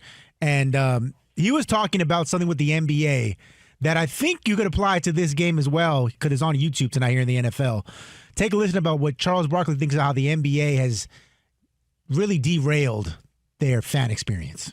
I think the NBA's got a big problem. How are regular fans gonna okay, it's Tuesday, especially when they start putting games on. Where do I go? Well, because, sometimes the game's going to be on Peacock and, it's not going to be on NBC. I think that's a huge dilemma. I think it's a big deal because they just took all the money from all three networks. I don't think they give a about the fans. And I think this is going to come back to bite them, to be honest with you. And then the thing that's scary, this deal is for 11 years. So now people can complain all they want to. For the next 11 years, they don't give a about the fans. They're like, y'all, if y'all find the games, fine. Just make sure the check clears. If y'all find the game, fine. Man, listen. I'm not going to lie. It is getting so complicated. You can even use fights. You throw fights in this now. I don't know if it's on Apple. I don't know if it's a pay-per-view. I don't know if it's Netflix. You and I were talking about this. Not that we want to watch it, but the Tyson and not watching. And we're not. But I'm using it as an example. What is it on? I don't know. This fight. Well, this one is on DAZN. Well, this one is on. It's getting crazy. The NBA used to have one or two. You knew where it was. You knew how you can find it, and it was just a given. You sat down, plopped in your chair, pow. And it would be one of two channels. One of two channels. Boom. Nope. Okay, boom. And then, of course, you even kind of knew the days, right? Because this is a Thursday now. Okay, it's the NBA. Okay, it's ESPN. You knew what it was. And now it's getting crazy, Robin. The assumption is that you got it. Well, maybe I don't have Hulu and Amazon and Peacock and Apple TV and Prime. And same thing with the NFL. Right now, the game is on YouTube TV. Everybody doesn't have everything. There's a lot of people not watching tonight because they don't have YouTube. Yeah, and it's just the assumption that everybody has everything, and you'll find it. And to me, this is where you could maybe the middling fan. Meaning if I'm a diehard, okay, maybe you figure out because I'm just a diehard, I'm going to have to figure out a way to do it.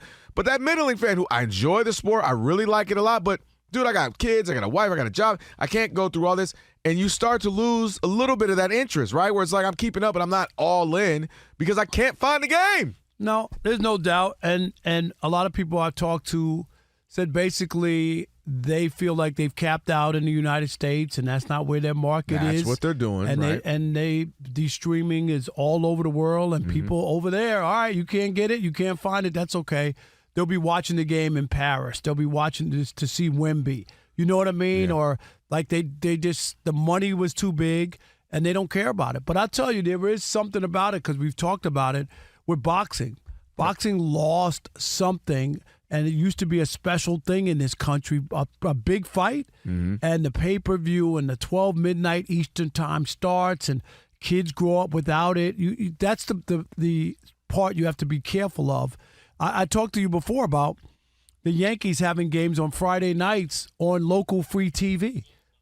You know what I mean? Yeah. Like they feel like, sure, we could just take the money from Yes or whatever, Apple TV. No. We want people, because average Joes. They know there are kids who maybe their parents can't afford all that. Right. But and we they want never those get to see a Yankee 8-year-olds, game. 9-year-olds to see the Yankees, to feel like a presence. Hey, I live in New York. I love my Yankees. And then eventually grow up and do whatever they need to do to be able to, access get it that later. right. But don't lose them. And you're absolutely right. You don't want to alienate fan base just because, they got it. We got them. They love us. You just don't know, man.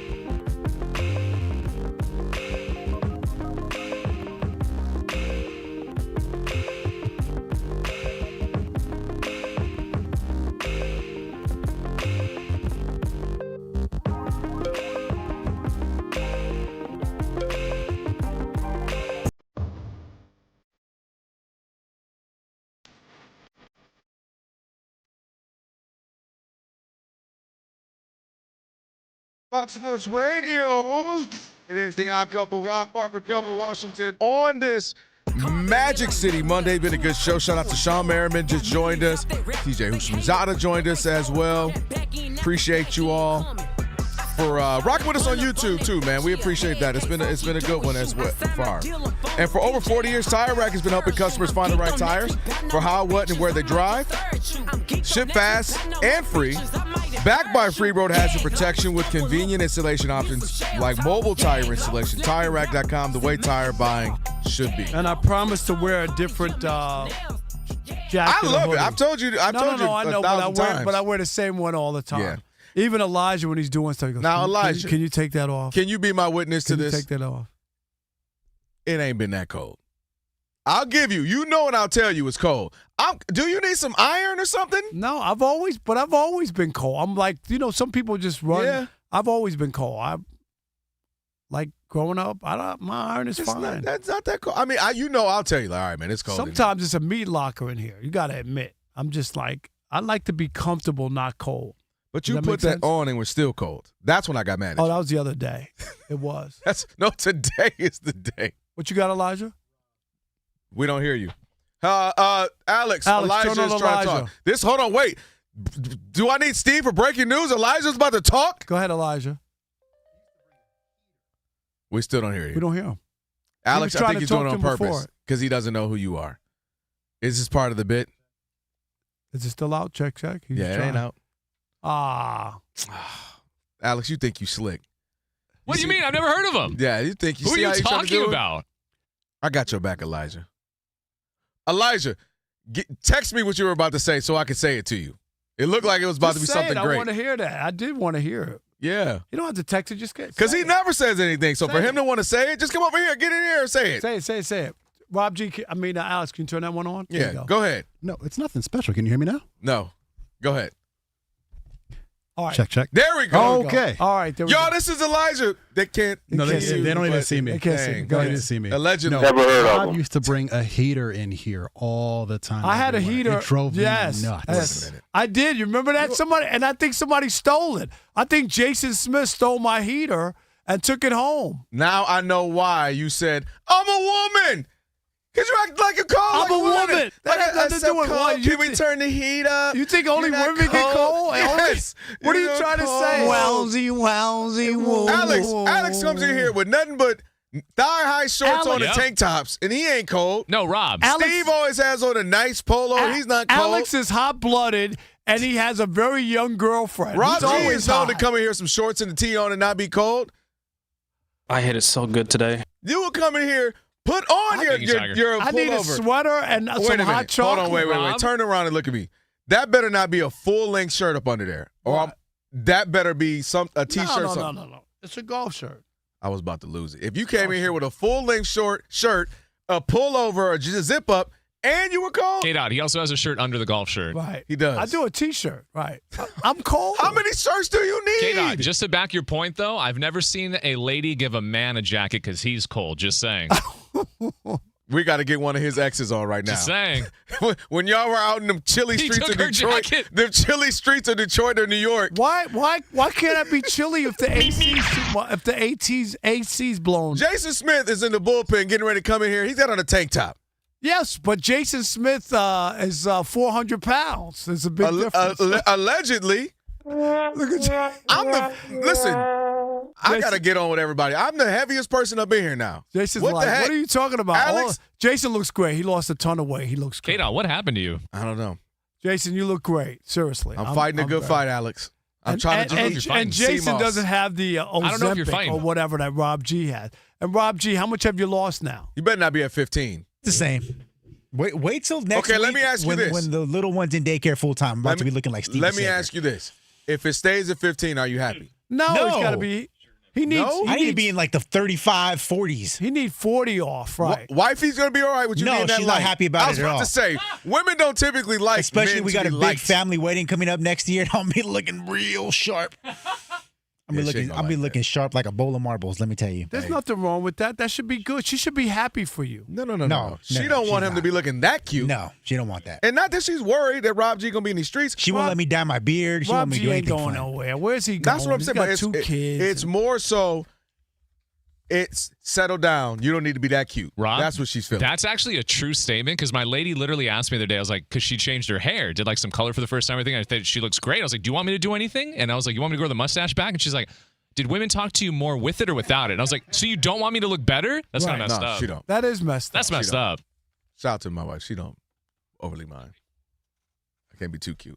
We got a game. 6-10 in this second half just starting here. 6-10. 10 to 6. 10 Never to say 6. the lowest 10 to score 6. first. Well, they had the please. ball. That's what I was saying. You're killing me. Oh, intercept? Oh, man. We got back at it. Trash Talking Tuesday. Pretty much what we do every day. Trash talk each other. The Jason Smith Show with Mike Harmon is coming up next. I never miss your radio show. I never hear it, so I never miss it. Did you hear that? Also, who's Elijah?